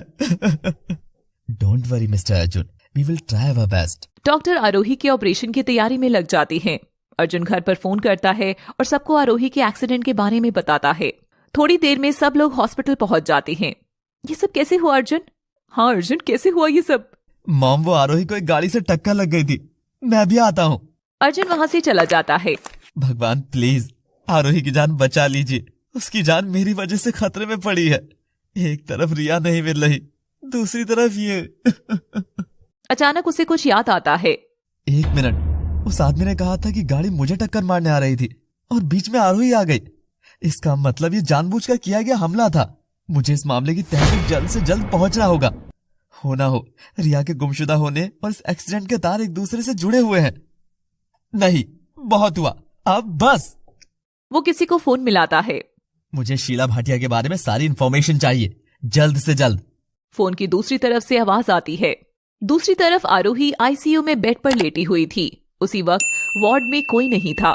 अचानक से आईसीयू का दरवाजा खुलता है और एक आदमी मुंह पर कपड़ा बांधे वार्ड में दाखिल होता है। वो धीमे कदमों से आरोही की तरफ बढ़ रहा था। वो आरोही के पास पहुंचकर उसका गला दबाने के लिए अपने दोनों हाथ आगे बढ़ाता है, लेकिन उसके हाथ आरोही के गले तक पहुंच नहीं पा रहे थे। ऐसा लग रहा था जैसे किसी ने उसे पकड़ लिया हो। वो आदमी घबराते हुए कहता है, अरे ये क्या हो रहा है? मेरे हाथ आगे क्यों नहीं बढ़ रहे? वो लगातार अपना हाथ छुड़ाने की कोशिश कर रहा था, लेकिन उसके हाथ उसी जगह जम गए थे। वो आदमी रोते हुए बोलता है, जो भी हो प्लीज मुझे छोड़ दो, मैं माफी मांगता हूँ, कुछ नहीं करूंगा मैं इस लड़की को, मुझे जाने दो। तभी अचानक से उसके सामने एक बहुत तेज रोशनी होती है, जिसे देखते ही वे बेहोश हो जाता है। तब तक नर्स वहां आ जाती है और उसे देखकर चिल्लाती है, उसकी चीख सुनकर डॉक्टर और बाकी सब भी वार्ड में आ जाते हैं। डॉक्टर आरोही को चेक करते हैं। ये आदमी कौन है और यहाँ क्या कर रहा था? ये जरूर आरोही को नुकसान पहुंचाने के इरादे से आया था। ये तुम क्या कह रहे हो अर्जुन? हाँ मम, कोई है जो हमें नुकसान पहुंचाना चाहता है। उस आदमी को होश में लाने की कोशिश की जा रही थी, लेकिन वो आंखें नहीं खोल रहा था, बस बेहोशी की हालत में कुछ बोल रहा था। वो आई थी। अर्जुन उसके पास आकर उससे पूछता है, कौन आई थी? बताओ, बोलो। वो आदमी फिर से बेहोश हो जाता है। अर्जुन वार्ड से बाहर चला जाता है और पुलिस को फोन करने की सोचता है, लेकिन तभी उसके फोन पर इंस्पेक्टर खुराना का फोन आता है। Yes inspector. मिस्टर अर्जुन, आप इसी वक्त पुलिस स्टेशन आ जाइए। पर क्यों? यहाँ शीला भाटिया नाम की औरत आई हुई है। वो बहुत घबराई हुई है और सिर्फ आपको बुलाने की रट लगा रखी है उसने। अर्जुन हैरान होते हुए कहता है, व्हाट? शीला भाटिया? मैं भी आता हूँ। अर्जुन हॉस्पिटल से सीधा पुलिस स्टेशन पहुंचता है। अर्जुन को देखते ही वो औरत भागकर अर्जुन के पैर पकड़ लेती है। मुझे माफ कर दो, प्लीज मुझे माफ कर दो। अर्जुन उन्हें उठाता है। ये क्या कर रही हैं आप? और किस बात की माफी मांग रही हैं आप? शीला रोने लगती है। वो रिया। क्या जानती हैं आप रिया के बारे में? बताइए प्लीज। वो बोलिए। कितने सारे राज दफन है रिया की गुमशुदगी के पीछे। क्या रिया अपनी मर्जी से गई थी या किसी ने उसे जानबूझकर गायब किया था? क्या मकसद था उसे गायब कराने का? और आरोही का इस सबसे क्या रिश्ता है? हर कड़ी अपने आप में एक नई कड़ी जोड़ रही है। कहाँ है इसका अंत? शीला रोई जा रही थी और बार बार अर्जुन से माफी मांग रही थी। आप हैं कौन? क्या दुश्मनी है आपकी हमारे परिवार से? और रिया, उसे कैसे जानती हैं आप? प्लीज बताइए। मैं आपकी उम्र का लिहाज कर रहा हूँ, लेकिन आप मुझे मजबूर मत कीजिए गलत तरीके से पेश आने के लिए। शीला रोते हुए बोलती है, मैं प्रियंका की माँ हूँ। व्हाट? आप प्रियंका की माँ हैं? लेकिन मॉम ने तो आज तक आपके बारे में कभी कुछ नहीं बताया। शीला चुप रह जाती है। आप चुप क्यों हैं? पूरी बात बताइए। शीला बोलना शुरू करती है। इस सब की शुरुआत आज से नहीं बल्कि 24 साल पहले हो चुकी थी। 24 साल पहले मतलब? जब तुम्हारी माँ की मौत हुई थी, तब दीदी यानी कि तुम्हारी सौतेली माँ मिसेस तनुजा सिंघानिया ने नया Singhania group of industries join किया था एज पर्सनल असिस्टेंट। शुरू से ही वो बहुत महत्वाकांक्षी थी। बड़ा घर, गाड़ी, एक ऐश और आराम की जिंदगी उनका शुरू से सपना रहा था। हमारे माता पिता दोनों गुजर चुके थे और अब हम सिर्फ दोनों बहनें ही थी।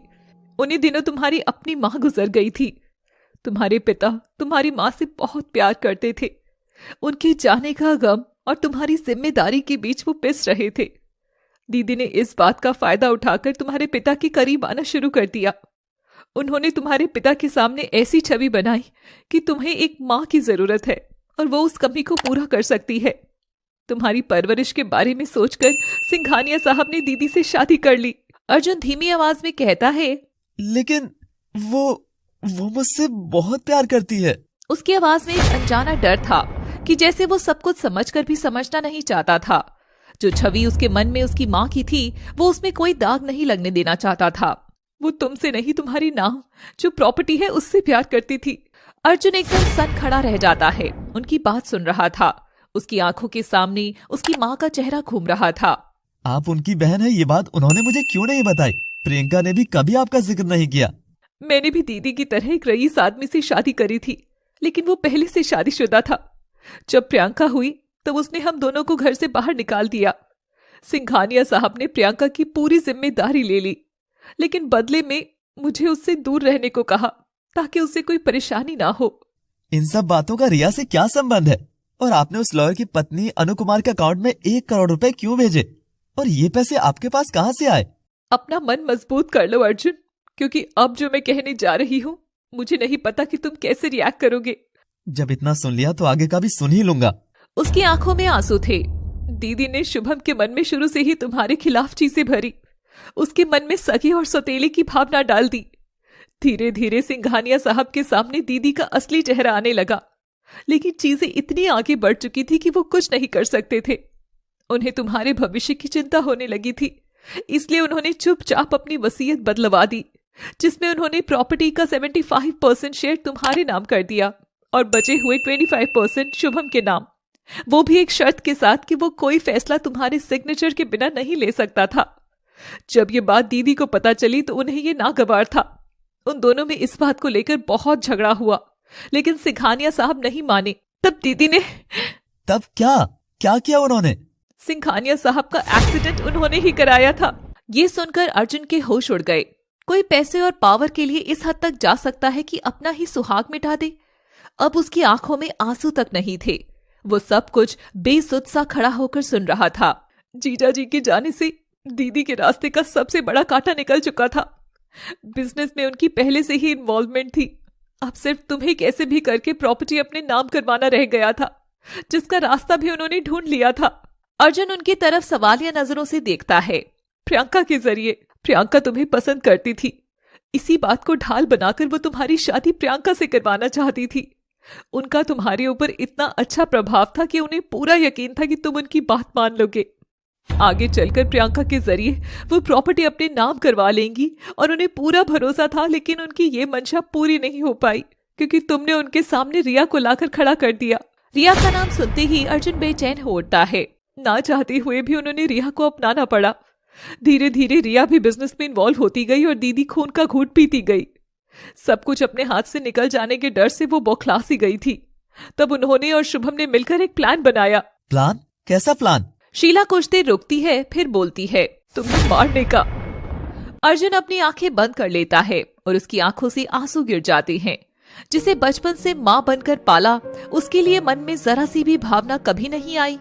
लेकिन शायद किस्मत को कुछ और ही मंजूर था। कुछ समय पहले रिया को ये सब बात पता चल गई थी। अरे ये मॉम कहाँ चली गई? उन्हें ये फाइल देनी थी।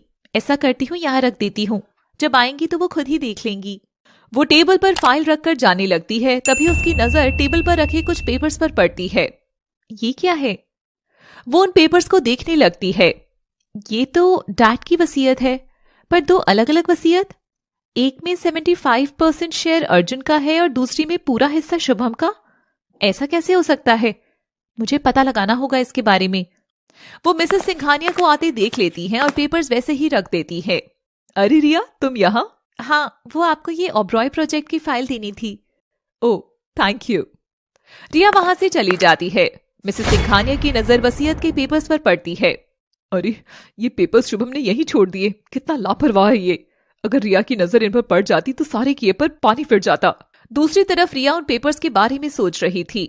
दो वसीयत, पर क्यों? कौन सी असली है और कौन सी नकली कैसे पता करूं? मॉम से डायरेक्ट पूछ लूं? नहीं, पता नहीं वो क्या सोचेंगी मेरे बारे में। मुझे उन पर नजर रखनी होगी। अगले दिन से रिया मिसेस सिंघानिया पर नजर रखने लगती है। नजर रखने के दौरान उसे पता चलता है कि मिसेस सिंघानिया शुभम को सिंघानिया ग्रुप का एक लौता मालिक बनाना चाहती हैं। इन्हीं सब चीजों से जूझते हुए वो अपने कॉलेज टाइम के सीनियर पवन से मिलती है।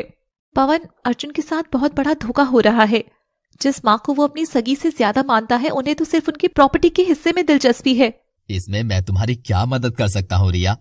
मैं तुमसे एज अ फ्रेंड हेल्प लेने आई हूँ। मैं नहीं चाहती कि मामला कोर्ट तक जाए या कुछ भी ऐसा हो जिससे उनके रिश्ते में दरार आए। देखो, वसीयत के खिलाफ अपील करने के 7 तरीके हैं, जिसमें से एक तरीका है कि अगर धोखाधड़ी या जालसाजी से नकली वसीयत बनवाई गई है, लेकिन जैसा कि तुम नहीं चाहती कि मामला कोर्ट तक जाए, तो तुम ये कर सकती हो कि उनके खिलाफ सबूत इकट्ठा करके उन्हीं से वो नकली वसीयत ले लो। उन्हें उनकी गलती का एहसास करवाओ। ठीक है, मैं कोशिश करती हूँ। ओके, जैसा भी हो मुझे बताना। उस दिन के बाद से रिया मिसेस सिंघानिया पर नजर रखने लगी। इसी दौरान उसे पता चलता है कि वो अर्जुन की शादी उससे नहीं बल्कि प्रियंका से कराना चाहती थी। एनिवर्सरी वाले दिन रिया पवन से मिलने जा रही थी, उसे इकट्ठा किए हुए सबूत दिखाने कि तभी उसे रास्ते में मिसेस सिंघानिया शुभम के साथ एक होटल में जाते हुए दिख गई। वो उनका पीछा करते हुए उस होटल में जाती हैं। वो पवन को भी वहीं बुला लेती है। मिसेस सिंघानिया और शुभम होटल के रूम में एक आदमी से बात कर रहे थे। मिसेस सिंघानिया उस आदमी से कहती है, तुम जानते हो ना तुम्हें क्या करना है? मैंने तुम्हें एक तस्वीर भेजी थी अपने सौतेली बेटे की, जिसका नाम अर्जुन सिंघानिया है। तुम्हें उसका खून करना होगा, जल्द से जल्द। इसके लिए मैं तुम्हें मुंह मांगी कीमत दूंगी। ये सुनते ही रिया के होश उड़ जाते हैं। उसे समझ ही नहीं आ रहा था कि जिस माँ को उसने और अर्जुन ने इतना प्यार दिया, वही आज अर्जुन की जान की बाजी लगा रही है। रिया खुद को रोक नहीं पाती और कमरे में चली जाती है। उसे देखकर मिसेस सिंघानिया और शुभम दोनों घबरा जाते हैं। मिसेस सिंघानिया घबराते हुए बोलती है, रिया तो तुम यहाँ? हाँ मॉम, मैं यहाँ। सोचा नहीं होगा ना कि मैं आ जाऊंगी। मैंने कभी भी नहीं सोचा था कि जिंदगी में कभी आप लोगों का ये रूप देखूंगी। सच बताइए, आपको एक पल के लिए भी अर्जुन में अपना बेटा नजर नहीं आया? उसकी आंखों में आंसू आ जाते हैं। कितना प्यार करते हैं वो आप लोगों से, और आप उसे ही मारने की साजिश रच रही हैं। छी, लेकिन मेरे होते हुए आप ऐसा नहीं कर पाएंगी। वो पास रखी टेबल से चिप निकालती है। इस चिप में आपकी सारी बातें की वीडियो रिकॉर्डिंग है। ये सब मैं अभी अर्जुन को दिखाऊंगी। इसके अलावा भी मेरे पास ऐसे कई सबूत हैं जो आप दोनों की सारी करतूतें खोल देंगे। मिसेस सिंघानिया घबराते हुए बोलती हैं, रिया मेरी बात तो सुनो, हम बैठ के बात करते हैं। हाँ भाभी प्लीज। बैठने बिठाने का समय गया। आज मैं अर्जुन को सब बताऊंगी। वो वहां से चली जाती है। अरे तुम दोनों खड़े खड़े क्या देख रहे हो? रोको उसे वरना गजब हो जाएगा। वो सब रिया के पीछे जाते हैं। रिया होटल के बाहर बने गार्डन में आ जाती है। वो पीछे से उस गुंडे मिसेस सिंघानिया और शुभम को आते देख लेती है। वो एक पेड़ में बने छेद में उस चिप को छुपाकर वहां से भाग जाती है। उसके पीछे पीछे वो लोग भी भाग रहे थे। वो भागते भागते पवन को फोन करती है। हेलो पवन। हाँ रिया, मैं बस पहुंचने ही वाला हूँ। रिया हाफते हुए बोलती है, मॉम को सब पता चल गया है। और कैसे? रिया उसे सब कुछ बताती है। तुम टेंशन मत लो और अपनी लोकेशन भेजो, मैं भी आता हूँ। रिया उसे अपनी लोकेशन भेजती है। हल्का हल्का अंधेरा होने लगा था और वो लोग एक सुनसान रास्ते पर पहुंच गए थे। रिया भी छुपते छुपाते बहुत थक चुकी थी। उसकी हिम्मत जवाब दे रही थी, फिर भी वो पूरी तरह से अपने इरादे पर टिकी हुई थी। लेकिन शायद किस्मत को कुछ और ही मंजूर था। उस गुंडे माइकल ने रिया को पकड़ लिया था। छोड़ो मुझे। वो चिप कहाँ है रिया? मुझे दे दो। कभी नहीं, मैं वो चिप में आप लोगों को कभी नहीं दूंगी। तुम लोगों को क्या लगता है मैं तुम्हारी इन हरकतों से डर जाऊंगी और अर्जुन को कुछ नहीं बताऊंगी? गलतफहमी है आप लोगों की। मैं अर्जुन को सब सच बताकर रहूंगी, चाहे उसके लिए मुझे अपनी जान भी क्यों ना देनी पड़े। मिसेस सिंघानिया मुस्कुराते हुए बोलती है, सही कहा तुमने, जान तो तुम्हें देनी ही पड़ेगी, क्योंकि अब जिंदा तो मैं तुम्हें अर्जुन के पास जाने नहीं दूंगी। तुम्हारी आत्मा भले आकर उसे कुछ भी बताए। वो जोर जोर से हंसने लगती है। साथ में शुभम भी हंसने लगता है। रिया रिया रिया डार्लिंग, क्यों पड़ी तुम इस चक्कर में? कभी कभी ज्यादा जानना भी सेहत के लिए अच्छा नहीं होता। तुम जानना चाहती हो ना कि मैं अर्जुन से प्यार करती हूँ या नहीं? तो सुनो, नहीं, बिल्कुल नहीं, जरा सा भी नहीं। अरे वो तो बस एक जरिया था सिंघानिया ग्रुप की मालकिन बनने का। मैं भी इतने सालों से अच्छी माँ की एक्टिंग करते करते बोर हो गई थी। आज कितने दिनों बाद सुकून की सांस ले रही हूँ। और तुम्हें क्या जरूरत थी यहाँ आने की और हमारी बातें सुनने की? अब सजा देनी पड़ेगी मुझे तुम्हें। हाँ। और वो हंसने लगती है। रिया उन्हें नफरत भरी निगाहों से देखती है। पुअर रिया, मरना था अर्जुन को, लेकिन अब मरोगी तुम सच में उससे बहुत प्यार करती हो, इसलिए तो उसके हिस्से की मौत भी तुम ले गई। वो ये कहकर माइकल को इशारा करती है। वो पीछे से उसे चाकू मार देता है और वो नीचे जमीन पर गिर जाती है। तब पवन वहां आ जाता है कार से और रिया को इस हालत में देखकर हैरान रह जाता है। ये क्या किया आप लोगों ने? कानून आप लोगों को इस सब की सजा जरूर देगा। अबे चुप, कानून तो तब सजा देगा ना जब उन्हें कुछ पता चलेगा। माइकल पीछे से पवन को भी चाकू मार देता है। न जाने रिया ने वो चिप कहाँ छुपाई होगी। अगर किसी के हाथ लग गई तो हमारा सारा भांडा फूट जाएगा। चिल मॉम, भाभी और ये वकील दोनों मर चुके हैं, तो हमें अब ज्यादा टेंशन लेने की जरूरत नहीं है। मिसेस सिंघानिया माइकल से कहती है, हम लोग अब यहाँ से जा रहे हैं। तुम इन दोनों की लाश को ठिकाने लगा देना, समझे? लेकिन जब भाई भाभी के बारे में पूछेंगे तो हम क्या कहेंगे? वो सब मैंने सोच लिया है। बस यहाँ से जल्द निकलो और घर पहुँचो। अर्जुन अंदर तक टहल कर रह जाता है। आपका मतलब है कि मिसेस रिया सिंघानिया माँ? नहीं, मैं ये नहीं मानता। रिया मुझे छोड़कर कभी नहीं जा सकती। उसकी मौजूदगी का एहसास मुझे आज भी है। मिस्टर अर्जुन, संभालिए खुद को। इन सब का आपस में क्या संबंध है? दीदी ये बात जानती थी कि अर्जुन रिया से बहुत प्यार करता है। उसका छोड़कर चला जाना अर्जुन को तोड़ कर रख देगा। वो ये भी जानती थी कि अगर रिया की मौत की बात अर्जुन को पता चलेगी तो वो बात तह तक पहुंचने के लिए किसी भी हद तक चला जाएगा। उनके पास बस एक ही रास्ता था कि किसी तरह ये साबित कर दे कि रिया अपनी मर्जी से उसे धोखा देकर किसी के साथ भाग गई है। पवन की पत्नी अनु बहुत लालची थी और साथ ही उसका किसी और आदमी के साथ चक्कर भी था। इसी बात का फायदा उठाकर दीदी ने उसे पैसे देकर उसका मुंह बंद करा दिया और उसकी और पवन की तस्वीरों से मिलती जुलती पवन और रिया की तस्वीरें बनवा दी, ताकि यह साबित किया जा सके कि रिया और पवन के आपस में एक गलत रिश्ता था। रिडिक्युलस। उनके ऊपर किसी को कोई शक ना हो, इसलिए मेरे अकाउंट से 1 करोड़ रुपए उन्होंने अनु के अकाउंट में ट्रांसफर किए। लेकिन एक बात समझ नहीं आ रही, आप हमें ये सब बातें खुद आकर क्यों बता रही हैं? शीला के चेहरे पर डर साफ दिखने लगा था। वो रिया का भूत। What? शीला रोते हुए कहती है, मैं सच कह रही हूँ, रिया का भूत आया था। उसने कहा कि अगर मैं सच नहीं बताऊंगी तो वो मुझे मार डालेगी। और एक और बात, आरोही का एक्सीडेंट भी दीदी ने ही कराया था, क्योंकि उसे भी सब कुछ पता चल गया था और वो तुम्हें बताना चाहती थी। अर्जुन ये सुनकर हैरान रह जाता है। इसका मतलब कि आरोही की जान खतरे में है। इंस्पेक्टर, हमें तुरंत हॉस्पिटल चलना होगा। और मुझे लगता है कि रिया जिंदा है। इन सब से सच उगलवाने के लिए उसने ये सब किया है। आप ठीक कह रहे हैं। आप चलिए, मैं अभी अपनी पुलिस फोर्स लेकर आता हूँ। शीला को पुलिस हिरासत में ले लेती है। आरोही का ऑपरेशन हो चुका था और उसे वार्ड में शिफ्ट कर दिया गया था। दूसरी तरफ अर्जुन हॉस्पिटल के लिए निकलता है कि तभी उसका फोन बजता है। हेलो। उधर से जो आवाज आती है उसे सुनकर जैसे ही अर्जुन की मरती हुई आस फिर जग उठी थी। वो आवाज रिया की थी। अर्जुन अपनी आंखें बंद कर लेता है और उसकी आंखों से एक आंसू गिरता है। अर्जुन आंख बंद करके बोलता है, रिया, कहाँ हो तुम? बस अब बहुत हो गया, अब और नहीं सह सकता मैं। प्लीज मेरे पास आ जाओ रिया, प्लीज। आऊंगी, तुमसे मिले बिना कैसे रह सकती हूँ। तुम हॉस्पिटल आ जाओ। और एक बात, मॉम और शुभम के खिलाफ सारे सबूत होटल ब्लू मून के गार्डन में राइट साइड लगे आम के पेड़ में चिप रखी हुई है। ठीक है, मैं अभी पुलिस को इन्फॉर्म कर देता हूँ। और मैं अभी आ रहा हूँ। अर्जुन मन में खुशी भरकर हॉस्पिटल पहुंचता है और वो आरोही के वार्ड के बाहर कुछ भीड़ लगी देखता है। मिसेस सिंघानिया, शुभम, प्रियंका और डॉक्टर भी खड़े थे। अर्जुन भी उनके पास जाता है। क्या हुआ? अर्जुन, आरोही का वार्ड पता नहीं कैसे लॉक हो गया है, खुल ही नहीं रहा। वैसे तुम कहाँ गए थे? अर्जुन अपनी माँ की तरफ देखता है और जो कुछ भी शीला ने बताया वो सब उसके कानों में गूंजने लगता है। क्या हुआ, तुम मुझे ऐसे क्यों घूर रहे हो? देख रहा हूँ कि गिरगिट तो यूं ही बदनाम है, असली रंग तो इंसान बदलते हैं। मतलब? कुछ नहीं। मिसेस सिंघानिया मन में सोचती है, ये अर्जुन इस तरह से क्यों बोल रहा है? कहीं इसे कुछ पता तो नहीं चल गया? नहीं, पता कैसे चलेगा? रिया तो मर चुकी है और आरोही इस हालत में है कि कुछ नहीं बता पाएगी। अर्जुन दरवाजे के पास जाता है और खोलने की कोशिश करता है और उससे दरवाजा खुल जाता है।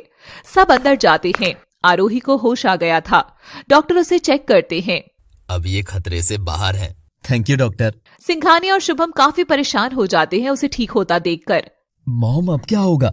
अगर इस आरोही ने भाई को सब कुछ बता दिया तो हम तो कहीं के नहीं रहेंगे। डोंट वरी शुभम, अर्जुन हमसे बहुत प्यार करता है। वो ऐसे ही किसी की बातों पर विश्वास नहीं कर लेगा। और मैं हूं ना, 4 आंसू गिराऊंगी और वो पिघल जाएगा। Hope so. तभी वहां इंस्पेक्टर खुराना आ जाते हैं। Mister Singhania and mister Shubham, you are under arrest. What? ये क्या बदतमीजी है? आप शायद भूल रहे हैं कि आप किससे बात कर रहे हैं। जी नहीं, मैं बिल्कुल नहीं भूल रहा कि मैं किससे बात कर रहा हूँ। मैं उनसे बात कर रहा हूँ जिन्होंने अपनी बहू और लॉयर मिस्टर पवन कुमार को मारने की कोशिश की, जिन्होंने अपनी बहू के चरित्र पर कीचड़ उछालकर पुलिस को गुमराह किया, जिन्होंने मिस्टर अर्जुन को जान से मारना चाहा, जिसकी वजह से मिस आरोही आज इस हाल में है। माइकल भी आपके साथ मिला हुआ था। आपने हॉस्पिटल में उसे आरोही को मारने के लिए भेजा था ना? क्या बकवास कर रहे हैं आप? तब तक वहां अर्जुन आ जाता है। मिसेस सिंघानिया अर्जुन के पास आती हैं। अर्जुन, देखा तुमने ये इंस्पेक्टर मेरे ऊपर कैसे कैसे इल्जाम लगा रहा है? तुम जानते हो ना कि मैं तुमसे कितना प्यार करती हूँ। भला मैं क्यों तुम्हारे साथ ऐसा करूंगी? सही कहा आपने। भला आप मेरे साथ ऐसा क्यों करेंगी? काश ये सच होता। आपने तो माँ बेटे के रिश्ते को अपमानित कर दिया। पैसा चाहिए था, एक बार प्यार से बोल देती, मैं खुद आपको सब दे देता। ये सब करने की क्या जरूरत थी? अर्जुन शुभम के पास आता है। और तूने भी सब में मॉम का साथ दिया। तुझे तो मैंने भाई से ज्यादा अपना बच्चा माना, लेकिन तुझे भी ये सब करने में जरा भी शर्म नहीं आई? ये सच नहीं है अर्जुन, कोई हमें फंसा रहा है बेटा। प्लीज बेटा मत कहिए, आपके मुंह से गाली लगती है। और वैसे भी मैडम, मिसेस शीला भाटिया ने हमें सब कुछ बता दिया है। और मिसेस रिया ने जो रिकॉर्डिंग की थी आपके कन्फेशन की, वो भी हमें मिल चुकी है। तो झूठ बोलने का कोई फायदा नहीं है। मॉम मॉम कैसे इन्वॉल्व है और ये सब क्या हो रहा है? अर्जुन उसे सब कुछ बताता है। आई एम सॉरी अर्जुन, मुझे इस सब के बारे में कुछ नहीं पता था। ये सच है कि मैं तुमसे शादी करना चाहती थी, लेकिन मैं इतनी गिरी हुई नहीं हूं कि किसी की जिंदगी के साथ खिलवाड़ करूं। जानता हूँ प्रियंका, तुम्हें गिल्टी फील करने की कोई जरूरत नहीं है। तुम्हारी मॉम को तो मैं छुड़वा दूंगा, अब तुम उनके साथ ही रहना। Thanks. Inspector Khurana Mrs Singhania, Shubham और माइकल को गिरफ्तार कर लेते हैं। पुलिस की टीम अनु को भी गिरफ्तार करती है। शाम का वक्त था। अर्जुन आरोही के पास बैठा हुआ था। आरोही बहुत धीमी आवाज में कहती है, अर्जुन, मुझे तुम्हें कुछ बताना है। मैं जानता हूँ आरोही जो तुम मुझे बताना चाहती हो। तुम बहुत अच्छी हो आरोही। मेरी जान बचाने के लिए तुमने अपनी जान खतरे में डाल दी। मेरे अपनों ने तो हद पार कर दी, लेकिन दोस्ती में मैंने धोखा नहीं खाया। उसकी आंखों में आंसू आ जाते हैं। मैं भी तुम्हें एक बात बताना चाहता हूँ। रिया का फोन आया था अभी थोड़ी देर पहले। क्या? हाँ, उसने मुझसे कहा कि मैं हॉस्पिटल पहुंचूं, वो मुझे वहीं मिलेगी, लेकिन पता नहीं वो अभी तक क्यों नहीं आई। मैं अभी उसे उसी नंबर पर कॉल करता हूँ। अर्जुन रिया को फोन मिलाता है, लेकिन कोई नहीं उठाता। अर्जुन काफी बार ट्राई करता है। ये रिया फोन क्यों नहीं उठा रही? तभी बहुत तेज हवाएं चलने लगती है और उन दोनों को पायल की खनक सुनाई देती है। रिया, ये तुम ही हो ना? प्लीज मजाक मत करो, बहुत हो गया है सब, अब मैं और नहीं। प्लीज सामने आओ। अचानक से कमरे में बहुत तेज रोशनी होती है और रिया की आत्मा उन दोनों के सामने आ जाती है। अर्जुन एकदम सन्न रह जाता है। उसे समझ नहीं आता कि ये क्या हो रहा है। अर्जुन घबराई हुई आवाज में बोलता है, रिया, ये सब? रिया हल्का सा मुस्कुराते हुए बोलती है, हाँ अर्जुन, यही सच है, मैं अब नहीं हूँ। अर्जुन के पैर लड़खड़ा जाते हैं और उसके होश उड़ जाते हैं। मैं मर चुकी हूँ अर्जुन, अब मैं वापस नहीं आऊंगी। लेकिन अगर तुम इस तरह से रहोगी तो मेरी आत्मा को कभी मुक्ति नहीं मिल पाएगी। मैं तुम्हें हमेशा खुश देखना चाहती हूँ अर्जुन। अर्जुन बस उसे देखे जा रहा था। उसकी आंखों से आंसू बह रहे। मेरी एक बात मानोगे? अर्जुन कुछ जवाब नहीं देता। उसे देखकर ऐसा लग रहा था कि जैसे उसकी पूरी दुनिया उजड़ चुकी हो। तुम आरोही का हाथ थाम लो। तुम ये? हाँ अर्जुन, ये मेरी आखिरी इच्छा है। इस दुनिया से जाने से पहले मैं तुम्हारी जिंदगी फिर से आबाद देखना चाहती हूँ। अगर तुम दुखी रहोगे तो मेरी आत्मा को कभी शांति नहीं मिलेगी, वो यूं ही भटकती रहेगी। आरोही के रूप में मैं ही तुम्हारे पास वापस आ रही हूँ अर्जुन। अर्जुन की आंखों से लगातार आंसू गिर रहे थे। रिया आरोही की तरफ देखती है। आरोही, क्या तुम मेरे अर्जुन का हाथ जिंदगी भर के लिए थामोगी? मैं जानती हूँ कि तुम मन ही मन उससे बहुत प्यार करती हो। क्या तुम उसे जिंदगी भर संभालोगी? मेरी और अर्जुन की कहानी तो किस्मत और हालात की वजह से अधूरी रह गई, लेकिन मैं चाहती हूँ हमारी अधूरी कहानी को तुम पूरा करो। अर्जुन का हाथ थाम कर, करोगी ना? आरोही अर्जुन की तरफ देखती है, जो आंखों में आंसू भरे बस रिया को देखे जा रहा था। वो रिया की तरफ देखकर हाँ में सिर हिलाती है। उसकी भी आंखों में आंसू थे। अर्जुन, आई love you and I will always love you. अपना ख्याल रखना और आरोही का भी। मेरे जाने का वक्त आ गया है, चलती हूँ। रिया की परछाई आंखों से ओझल हो जाती है। अचानक ही अर्जुन होश में आता है और घुटनों के बल बैठकर जोर से रोने लगता है। रिया प्लीज मुझे छोड़कर मत जाओ, मैं नहीं जी पाऊंगा तुम्हारे बिना। प्लीज वापस आ जाओ। आरोही बेड से उठकर धीरे धीरे उसके पास आती है। वो उसके कंधे पर हाथ रखती है और नाम में सिर हिलाती है। आज रिया की बरसी है, आज उसे पूरा 1 साल हो गया है आरोही, इसलिए मैंने पूजा रखवाई है घर में। तुम्हें कोई? कैसी बात कर रही हो अर्जुन? मुझे क्यों कोई परेशानी होगी? रिया हमारी जिंदगी का एक अटूट हिस्सा है, उसी की वजह से आज हम साथ हैं। मैं उसकी हमेशा शुक्रगुजार रहूंगी। रिया की बरसी की पूजा हो जाती है। रात में अर्जुन और आरोही छत पर खड़े थे। एक बात कहना चाहता हूँ मैं तुमसे। कहो ना। तुम सच में रिया की परछाई हो। अगर तुम ना होती तो शायद मैं दोबारा कभी नहीं संभल पाता। Thank you so much. कैसे ना होती? मैं जानती हूँ कि तुम्हारी जिंदगी में मैं कभी रिया की जगह नहीं ले सकती, लेकिन मैं तुम्हें बहुत प्यार करती हूँ अर्जुन। आरोही उदास हो जाती है। अर्जुन हल्का सा मुस्कुराते हुए कहता है, रिया की जगह सच में मेरी जिंदगी में कोई नहीं ले सकता, लेकिन तुम्हें वो जगह लेनी क्यों है? तुम्हारे लिए मेरे मन में एक अलग जगह है जो बहुत खास है, और तुम भी बहुत इम्पोर्टेंट हो मेरे लिए। अर्जुन अपनी बाहें फैला लेता है और आरोही उसमें समा जाती है। दूर आसमान में रिया की परछाई उन्हें यूं एक दूसरे के साथ देखकर मुस्कुरा रही थी। आज शायद सही मायने में ये अधूरी कहानी पूरी हुई थी।